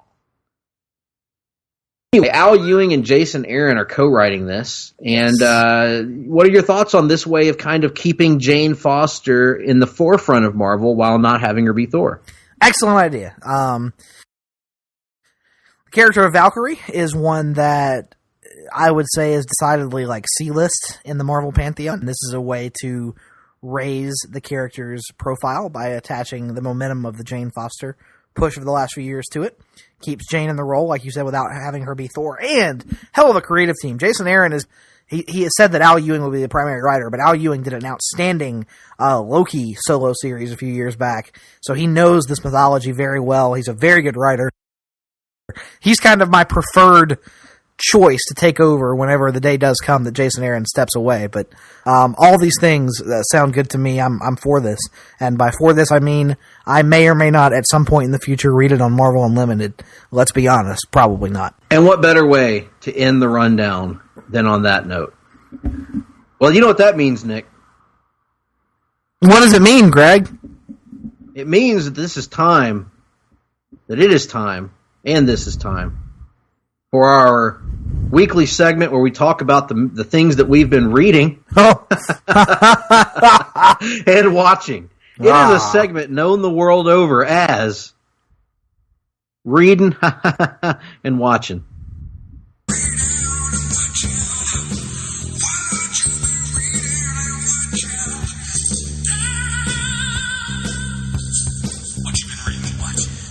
Nick, what you been reading? Nothing. You know, I don't have anything either. But we got an arsenal watching for you. We have so much watching, it is ridiculous. Where should we start? Where should we begin? Wherever you want. You're the one who's been doing nothing but watching comic book properties for the last week. Oh, sweet sassy molassy. Let's start. Let's start on the CW network, shall we? Mm-hmm. Let's talk about the CW shows. Now, I have not caught up yet on Supergirl. As you know, Nick, I'm still several episodes behind. However, I started the process of catching up. So what I watched this past week was the debut episode of John Cryer as Lex Luthor. And I thought it was a very good episode of Supergirl. I was stunned. I was shocked. I was flabbergasted. In other Stephen A. Smith words, by what I witnessed, I hoodwinked. I mean, it was a really good episode. I thought Cryer did a good job of portraying Lex. For the most part, the writing of Lex was good. I actually, for a brief moment, bought into his sympathetic act briefly because I thought they'd stretch it out for an episode or two before revealing that he was tricking her. The big swerve was done very, very well at the end. You liked some of that, didn't you? I did. I really liked me some of that. I love the revelation of Otis, and I feel like the episode's far enough in the past I mention him. And but Otis and Miss Tessmacher.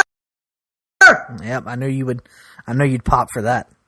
Oh, that was awesome. Yeah, finally that character's purpose was revealed, because that character seemingly had no purpose, but to their credit, they had a long game, and they played it. And it worked, and it was good. And the whole episode was very, very strong. I'm excited to see where it leads, and I did appreciate the little musical cue from the Donner Superman movies at the end with the Lex as the bombs were going off in the courtyard. So, good stuff all around there.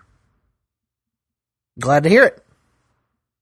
Well, let's move on to our CW show of choice, Arrow, on Monday nights, which of course is now paired together with Legends of Tomorrow for one hell of a combination. Well, this past week's episode,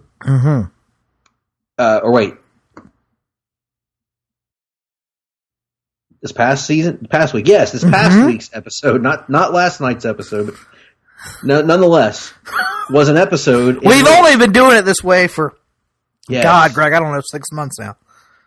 This was an episode all really about Black Sun, Laurel Lance from Earth 2. Yep. And in particular, her regressing back to a life of crime as she teams back up with the Arrowverse version of the Shadow Thief, a character that I believe was featured on Batman the Animated Series in a pretty good episode back in our Ute. This sets up a conflict between Felicity and Dinah, as Dinah wants to throw the book at Laurel, and Felicity wants to give her a chance to reform again. Throw the and book at. This sounds like a 1940s gangster podcast. Throw the book at. She wants to throw the book at her. See, but unfortunately, Dinah and the cop is unable to apprehend her in time. So they draw upon a guest from another CW show to come on and lend a helping hand. That guest is none other than Sarah Lance, the captain of the Wave Rider over on Legends of Tomorrow. Sarah shows up, and we get a pretty kick-ass confrontation between all three Black Canaries, really, if you think about it, with an Earth 2 version of Laurel, the Sarah Lance White Canary, and Dinah Lance's current Black. And a funny thing happens. By the end of the episode, it turns into almost a backdoor pilot for a Birds of Prey series, does it not? I suppose. I got to be honest here. I was very tired when I watched this, and it didn't hold my interest, so I was kind of nodding off here and there throughout the episode. So I remember like the basic gist of it, but I couldn't really discuss with you the finer points. And I know that's the hard-hitting analysis you've come to expect from the Hard-Traveling Fanboys. Well, essentially, it comes down to the end. They talk Laurel out of her. Yep, stance, I remember that part. And Laurel, Dinah, Sarah, and Felicity end up taking on Shadow Thief and taking her down and foiling her plans. And then her and Sarah reconcile at the grave, and then there's a flash forward and all that. Yep, I got you. Joe's doll looks like Joe. And they fight. Oliver and Diggle, meanwhile, discover one of the long boners from earlier in the season, and Kodiak, and managed to torture him and get some information. And other than that, it's and then in the future, meanwhile, we see the future of what happens with Dinah and company, and we learn that they're all part of this group called the Canaries that Dinah sends out, which works sort of in a Birds of Prey kind of fashion. So that's kind of cool too, the Canaries, because I've read some rumors that potentially a Black Canary show of some kind, whether it be Birds of Prey or otherwise, could happen at some point. So I wouldn't think that would be very likely though, given the Batwoman she's coming. Right, I was felt the same thing. I think the Batwoman. Yeah, bring those over to be supporting characters. That's possible, I would think. But. So that was Arrow. Legends of Tomorrow featured a whole lot of libido. A whole lot of fucking going on. That's right. So that's what I get for trying to skirt the line of what I was saying there. But nonetheless, Legends of Tomorrow did introduce the the Hindu god of love making? Yeah, the Hindu god of fucking, I don't know. And this episode turns into a Kamadeva. Yeah, Kamadeva. A quest, if you will, to stop Kamadeva from marrying Zari, who of course has feelings for Ray that we learned in the last episode. No, not Ray. Not Ray. Nate. Yes. Sorry. And this is going at the same time as Nate's dad, Hank's funeral. And Nate is going through his issues that he has with his dad and whether to expose all of his corrupt behavior and what the secrets were behind those. So let's talk about the Kamadeva plot first. This, of course, manifests itself in Kamadeva spreading his magic dust around the Wave Rider and causing everyone to have intense sexual thoughts. Yes. So everyone is either having sex or thinking about having sex. Yep. Ray and Nora, who's been snuck onto the Wave Rider, they're having sex. Isn't her name Nora? Yep. I think. Yep, Nora. Not Nora West Allen, but Nora. Yep.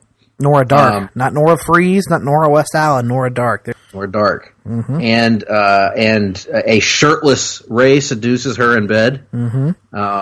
And that was rather. Now here's my one complaint, Greg. You know, this episode, it's got all these sexual feelings, and then Zari ends it with kind of this big musical number, like a Bollywood themed deal.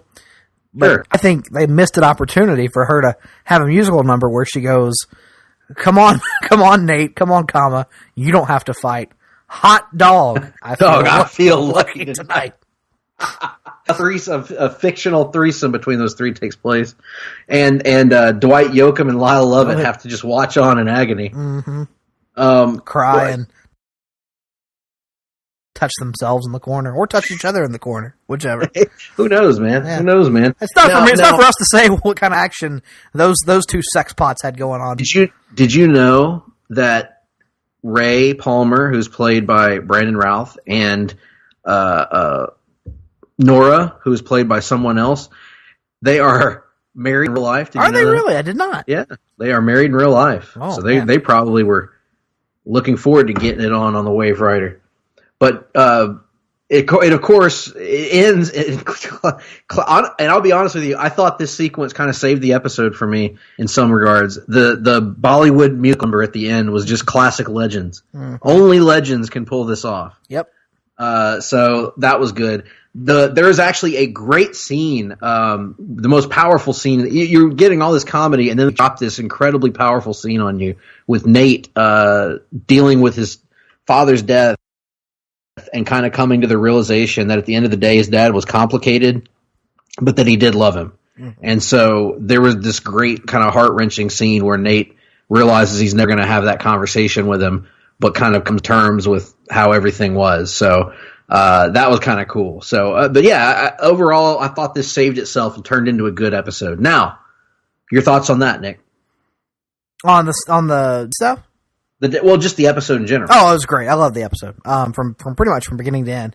The only aspect of the show, episode I didn't like was the Mona stuff. Yes. But I've made my thoughts on that character. Yes. Well, and by the way, I initially put up some resistance to the anti-Mona talk. Not strong resistance. Just to argue, not even because you felt that way. Well, I didn't mind Mona for a while, but it's become increasingly apparent, Nick, that she's sinking the show when she's on it. And I don't know, I'm not blaming her. I'm sure she's very talented. It is a character that I have lost patience with. The problem with the character is this, Greg. It is a character who solely exists to be quirky. But the character solely exists to be quirky on a show that is already filled with quirk. You don't need any more. Like, everybody's quirky on the Wave Rider. It's redundant point. If that's the only hook to her character, then there is no character. Yep. So. And she is actively annoying now. She's actively making me lose interest in the show when she's on there. And couple that with some of the worst CGI that you will ever see in your life in these transformation sequences. Mm-hmm. I laugh out loud at a scene that's not supposed to be funny when she gets mad and transforms. It just looks so stupid. I want her gone, Nick. I want her gone. And I know you want Gary gone as well. Both of them. I'm not as anti-Gary, but if I have to lose Gary to lose Mona, so be it. So be it. All right, now, let's move on, shall we, to The Flash. Tuesday night's episode of The Flash, which brought us the origin story of Nora after all this time. So Iris actually lets Nora out and gives her a chance to explain herself. And, this comes after, of course, they start reading her diary. Yeah, there you go. So in the process, we kind of flash back to the future to see her story of the real story of how this whole thing came to be this season. In the process, we get introduced to this new speedster villain, Godspeed, who ends up kind of being a bit of a throwaway. Mm-hmm. He does cause a lot of pain for her. He's sort of her reverse Flash because of the personal loss that he causes her. Mm-hmm. But he's disposed of rather easily by the end of the episode. But it's about him. It's about the pain that he causes her and about why she goes to Eobard Thawne and kind of their weird relationship. So it's all about telling that story, telling the reasoning why she made all the decisions that she made. Barry still doesn't trust her at the end of the episode. However, the rest of the team seems more sympathetic to her situation. So At the end of this episode, we get a great scene, which just reinforces my opinion, which has been less Chris Klein, more Eobard Thawne, please. Yes. Sadly, I worry that with the return to that Cicada's back front and Cicada's center. going to come back front and center. Yeah, And they're running out of real estate, so I'm worried that ultimately it is going to be a big Cicada thing near the end. That scene, though, with Barry and Eobard at the end was just amazing. And once again, just allow me to say, fuck Warner Brothers for thinking that Grant Gustin can't act in a movie Right. as the Flash. The dude's a fantastic actor. Agreed completely. So, anyway, I thought a really strong episode, Nick. What did you think? Liked it a lot. Loved it. All right, let's rank them. Oh, I didn't watch Supergirl this week. Nor did you, for that matter. So I will go Flash, Legends, Arrow. I will go Flash, Arrow, Legends. Wow. Yes, I liked Arrow this week quite a bit, but Legends I thought needed. I was losing Legends in the plot when they were back in the 1800s with Jane Austen stuff. I was not super interested in that, but once they did the Bollywood number, that's when the episode grabbed me. So yeah, but they're good. A really good week, I thought, for the CW shows. I am hoping, I will admit, to get a heavily Oliver-focused episode of Arrow coming up soon. I think we will. But let's move on from that to other stuff we've been watching. Have you been watching anything, Nick? Not that I can recall, other than freshening up on the MCU stuff in preparation for Endgame, which we'll be discussing on this very podcast next week. Ooh. Way to tease the audience there. Tease the audience with a little future content. Mm-hmm. Anyway, no, I've watched quite a bit. I had some free time over the weekend, some rare, completely free time, and I decided to watch a little bit of comic book media. Anyway, so one of the things that I watched, Nick, is the brand new DC animated movie, if you've heard of it. It is called Justice League versus the Fatal Five. And this is a movie that tells the origin story of Green Lantern Jessica Cruz and also ties into the Legion of Superheroes. So it's really introducing audiences in many ways to two different DC concepts that they may not be familiar with. That of Jessica Cruz, that of the Legion, which we've talked about before, can be extremely intimidating to those who don't have an existing knowledge of them. So I will be the first to admit that despite the title, you may think going in as a Legion movie, it's really not. There's only one Legion character who factors prominently into this movie, and it's the character Starboy. The Fatal Five, of course, factor heavily into it, and they are Legion villains. But it's really a Jessica Cruz movie, first and foremost. And I ended up loving this because this is from the same creative team and involves many of the same voice actors from the classic Justice League and Justice League Unlimited. And indeed, this actually feels like a true successor to Justice League Unlimited. The animation style is the same. The voices are Kevin Conroy as Batman, Susan Eisenberg as Wonder Woman, and George Newbern as Superman. And it kind of goes with that Justice League Unlimited approach, Nick, where you would get teams of the core 7 heroes who paired with new heroes. So in this case, you get the Trinity, and they're paired off with Mr. Terrific and Miss Martian, who is a new they introduced in this movie as well, and Jessica Cruz, Green Lantern. So it's kind of that same Justice League Unlimited approach to the team, and it ends up going all over the DC universe to various places, the future, the present. We even end up going to a Green Lantern movie, breaks out briefly, or maybe not so briefly. I don't want to spoil it for those who haven't seen it, but it's got a little bit of everything in it. Green Lantern combat, a great hook on Jessica Cruz. They don't do what I thought they would do with Jessica's origin, in that they don't tell it from exactly the beginning, but they kind of fill you in on the details, and you skip the process of her learning what the Green Lantern Corps is and all that stuff. She already knows. And most excitingly for me is that it sets the stage potentially for a Green Lantern sequel if they wanted to do that, which they probably won't. But overall, very, very good. Awesome to hear Kevin Conroy as Batman, as always. George Newbern as Superman. Eisenberg as Wonder Woman. They were all wonderful. And the only issues that I really had with this movie is the fate of one character bothered me because they kind of left it up in the air.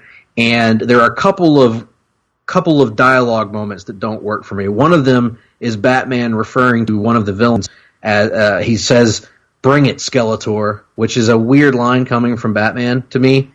Just because I'm not sure how Batman would have ever encountered the character of Skeletor on, I don't know if He-Man is a thing in the DC universe. I guess maybe it is, but as a TV show or something.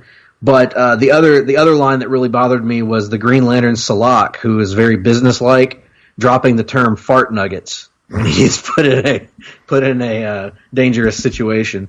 So, but other than that, great, man. Most of the dialogue's outstanding. Jessica Cruz is a great, great character, and I'm glad that this movie will expose a new audience to her. So that was awesome. Hopefully you can watch it soon, Nick. I will. I'll hope to do that at some point.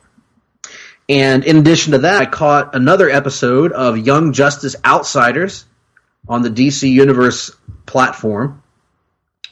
And this was an episode titled Home Fires. Actually, no, I take that back. I actually watched 2 episodes of Young Justice Outsiders. The first was called Triptych.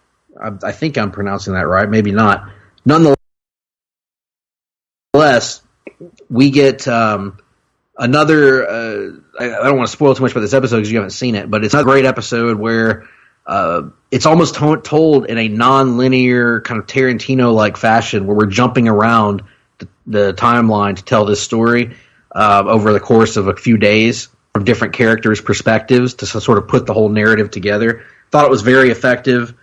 I did come across one character redesign that I'm not super pumped about, which is the Shade, just because I think his comic book character is one of the best designs in DC. But nonetheless, even despite that, his powers are awesome, as they always are. And we get some really cool building for future stuff here. It reminded me in some ways, Nick, of that Cadmus season of Justice League Unlimited, but before it really kicks into gear, like when you're building towards it and there are decisions being made by certain characters that you know are going to backfire. Mm-hmm.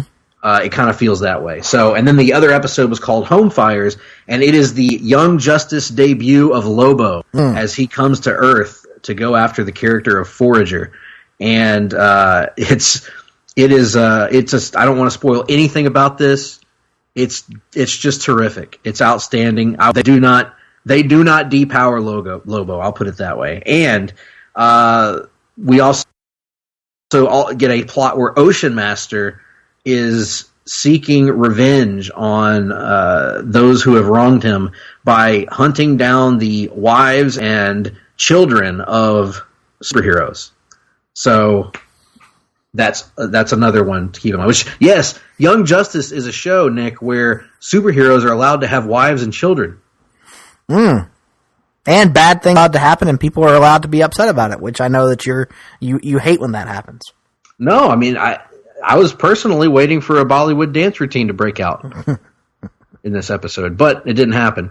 Maybe the next episode. So, in addition to that, I also went and rewatched a movie which I've seen before. Is on the DC Universe platform, and it is Superman Shazam: The Curse of Black Adam. This is an animated DVD that was released by DC.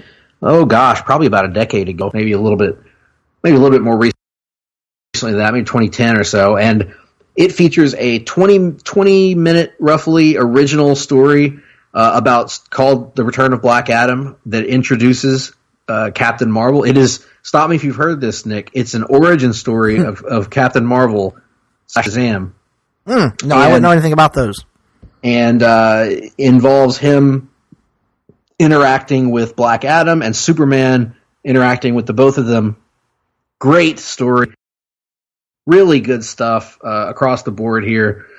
Jerry O'Connell as Captain Marvel, to me, works a lot better than Jerry O'Connell as Superman, even though he was great in Death of Superman and Return of Superman. But yeah, he's just a perfect Captain Marvel, and the pacing is awesome, the animation is fantastic, and it's just a great story that they tell here. But then that ends, and on the back end of this are attached 3 shorts called DC Showcase Presents. And to me, these are real gems in this, because that was a very good story. That was a good Captain Marvel story. But these are like spectacular. The first of them is the Spectre, and it is done in a way that you would not have expected before you see the movie. But once you see it, I can't unsee the Spectre like this now, because it's done in like a 1970s grindhouse style with like crackly film and everything. And it has like a 70s funk soundtrack in the background. It is so cool. You have to see this short. It is unlike anything DC Animation has made before or since. The second one is Green Arrow, and this is a more traditional Justice League style episode with Green Arrow trying to foil an attempt by Vertigo and Merlin to assassinate the young princess of a foreign country. And it also gives us the Green Arrow Black Canary couple, and I don't want to spoil what happens at the end here, but it's stuff that you probably won't be seeing in the comics anytime soon. And then the finale of this might be the best one of all, and it is Thomas Jane as Jonah Hex. As we get in typical Jonah Hex comic book fashion, we get a snippet story from just a random time in Jonah Hex's life where he wanders into a town looking for a bounty, and things go awry, and he gets his revenge. We'll put it that way. So I enjoyed this so much, Nick. It's been probably 6 or 7 years since I watched it, and it was great. It was just a terrific watch. Yeah, I remember watching this several years ago and enjoying it at the time, but I haven't seen it in some time, so maybe I'll refresh myself at some point. Mm-hmm. And other than that, I think that's it. I don't think I've watched anything else. If I have, it good Lord, not occurring. I don't know how you had time with all that. Yeah, it's been a lot. It's been a lot, and wrestling too. Mm-hmm. But it's nice, Nick. It's nice to have some time to do stuff. I wouldn't know what that feels like. In any event. Well, that's the end of reading and watching. And with that being said, I guess that brings us to the Wrestling Minute. Well, the Superstar Shakeup, which we were so excited about last week, came and went, and then came and went again. Yeah, what a weird set of circumstances that was. Yeah, I mean, certainly superstars change shows, and sometimes change shows twice. Mm-hmm. In the case of Andrade, Aleister Black, and Zelina Vega, mm-hmm. who all moved back to SmackDown after previously moving to Monday Night Raw. Samoa Joe moved to Raw off camera, which we expected, given the Finn Balor move. And overall, I think both shows had good talent acquisitions. I would say that if one show won over the other, I think Raw probably had the better haul in the talent acquisitions, getting the Usos, AJ Styles, and Ricochet. Mm-hmm.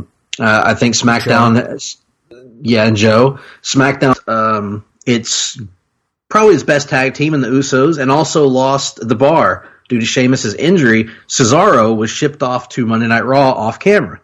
So,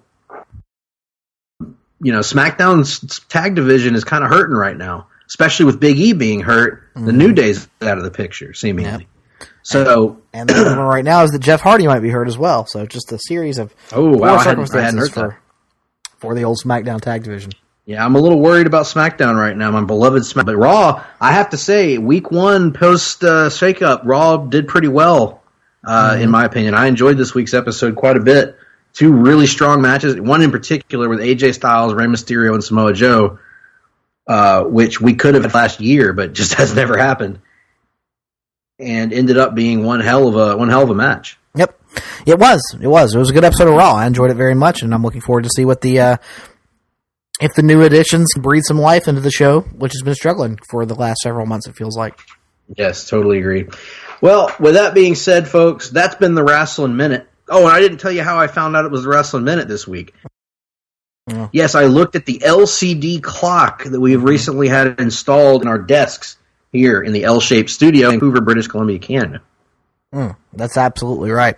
But it's time to end this show, as we do every week, with a little musical number from WWE Hall of Famer Jim Ross. And, you know, for those of you who pay attention to Jim Ross, I think people know that, who listen to our show anyway, know that we're a big fan of good old JR's podcasts. He's got a lot of irons in the podcasting fire. And it was recently announced a few weeks back that he's adding another one. He's going to be teaming up with noted Southern product Conrad Thompson to do a retrospective podcast tentatively titled Grillin' JR. So, Mr. Ross, I know you're excited about this upcoming venture for you, and I thought, what better way to welcome you to the Conrad Thompson family than to do a little number that the flagship program in that network has kind of become known for. Well, thank you once again, Nick, for having me on here. You know, a lot of rumors out there on the internet about my relationship with Conrad Thompson. You know, nothing's official, nothing's been signed. I have spent a few days at the Conradison, you know, having a few adult beverages, as you do. You know, I think that's fine. Two friends can get together and have some adult beverages and not talk business, not talk shop. That being said, the show starts here in the next couple of weeks, Nick. So, with all that being said, I felt like to get things off on the right foot, I need to listen to Bruce's show a little bit. You know, old Brucey. He's got some good stories to tell. Some of them true, some of them false. But he's got some good stories to tell. And one of the stories he likes to tell is how he likes to go out and sing karaoke with a man that I signed, a man that I hired, a man that I fired multiple times, Double J, Jeff Jarrett. Talented man in this business. Talented wife. I like the wife of his, Nick. Now, Karen Jarrett and Jeff Jarrett were at my live show, Nick, in Orlando. Were you there? I was there, actually, yes. And what did you make of Miss Jarrett's comments on that show? Oh, they were certainly unique, JR. What did you make of them? Well, I think everybody's got a right to their opinion. It's not for me to say. This is exactly the problem with millennials. You ask them a question and they respond with more questions. They don't want to take a stand one way or the other. They don't want to make up their mind and just settle on something. They want to ride the fence. And again, maybe they don't do that at all. Maybe that's not what they do. It's not for me to say. Anyway, here's the song. Goes a little something like this. A little bit of fill in the background here now. It's my day working hard on the go, but the hands on the clock keep spinning too slow. 'Cause I can't wait to be alone with my baby tonight. You know, my baby has got me wrapped around her little old finger. 'Cause she knows that I'd walk through hell and back just to be with her. You know, the Big Red Machine Kane once put me straight to hell and burned my ass. And I told him he was burning my ass. I'm not afraid to tell a man if he's doing something wrong, and he wasn't dead. Anyway, I can't wait to be alone with my baby tonight. Now here's the part where the women folk come in and sing a song. Turn the lights off, bar the doors. We'll leave all the worries of the world behind. Now, let me get a little help from my friend here, Little JR. Hold me in your arms, never let me go. Baby, it's true, I got a one-track mind, but it's hard to concentrate around a girl like mine. And I can't wait to be alone with my baby tonight. Turn the lights off, mother, bar the doors. And we will leave every worry in this world behind. Hold me in your arms, for God's sake. Never let me go. I'm the kind of guy who likes to get things right. So when I sign a talent, I like to make sure that talent can perform and has that next gear, that elusive next gear in their magic. You won't find me complaining if it takes all night. You work 45 minutes or an hour. I don't care. I can't wait to be alone with my baby tonight. You know, I'm blowing myself up here, Nick. I gotta take a little swig of the water here. That's good stuff right there. As good as Oklahoma. I can't wait to be alone with my baby tonight. Maybe what we're doing might be wrong. How in the hell could we be wrong? Nobody can be right or wrong in this world, folks. Never knew that love could take so long. I never knew that love could take so long. Thought I'd repeat that for you so you get it. Well, I wake up in her arms, the sunlight peeking through the curtains in my room. Oh, my boy. And there's just one thing that I'm thinking. I can't wait to be alone with my baby tonight. Don't you know I mind when I'm thinking about being with my baby tonight? Turn the lights off, bar the doors, and we will leave every single worry in this world behind. Hold me in your arms and never let me go. I wake up in her arms with the sunlight peeking right through the curtains in my room. And I swear that all I am thinking is that I can't wait to be alone with my baby tonight. You know, I lose my mind, folks, when I'm thinking about being on a Casper mattress with my baby tonight. I can't wait to be alone with Conrad Thompson. I can't wait to be alone with the beautiful 1-800-FLOWER service. I can't wait to be alone with 1-800-COLLECT. Can't wait to be alone, my God. I cannot wait to be alone with my baby tonight, baby tonight, baby tonight, baby tonight.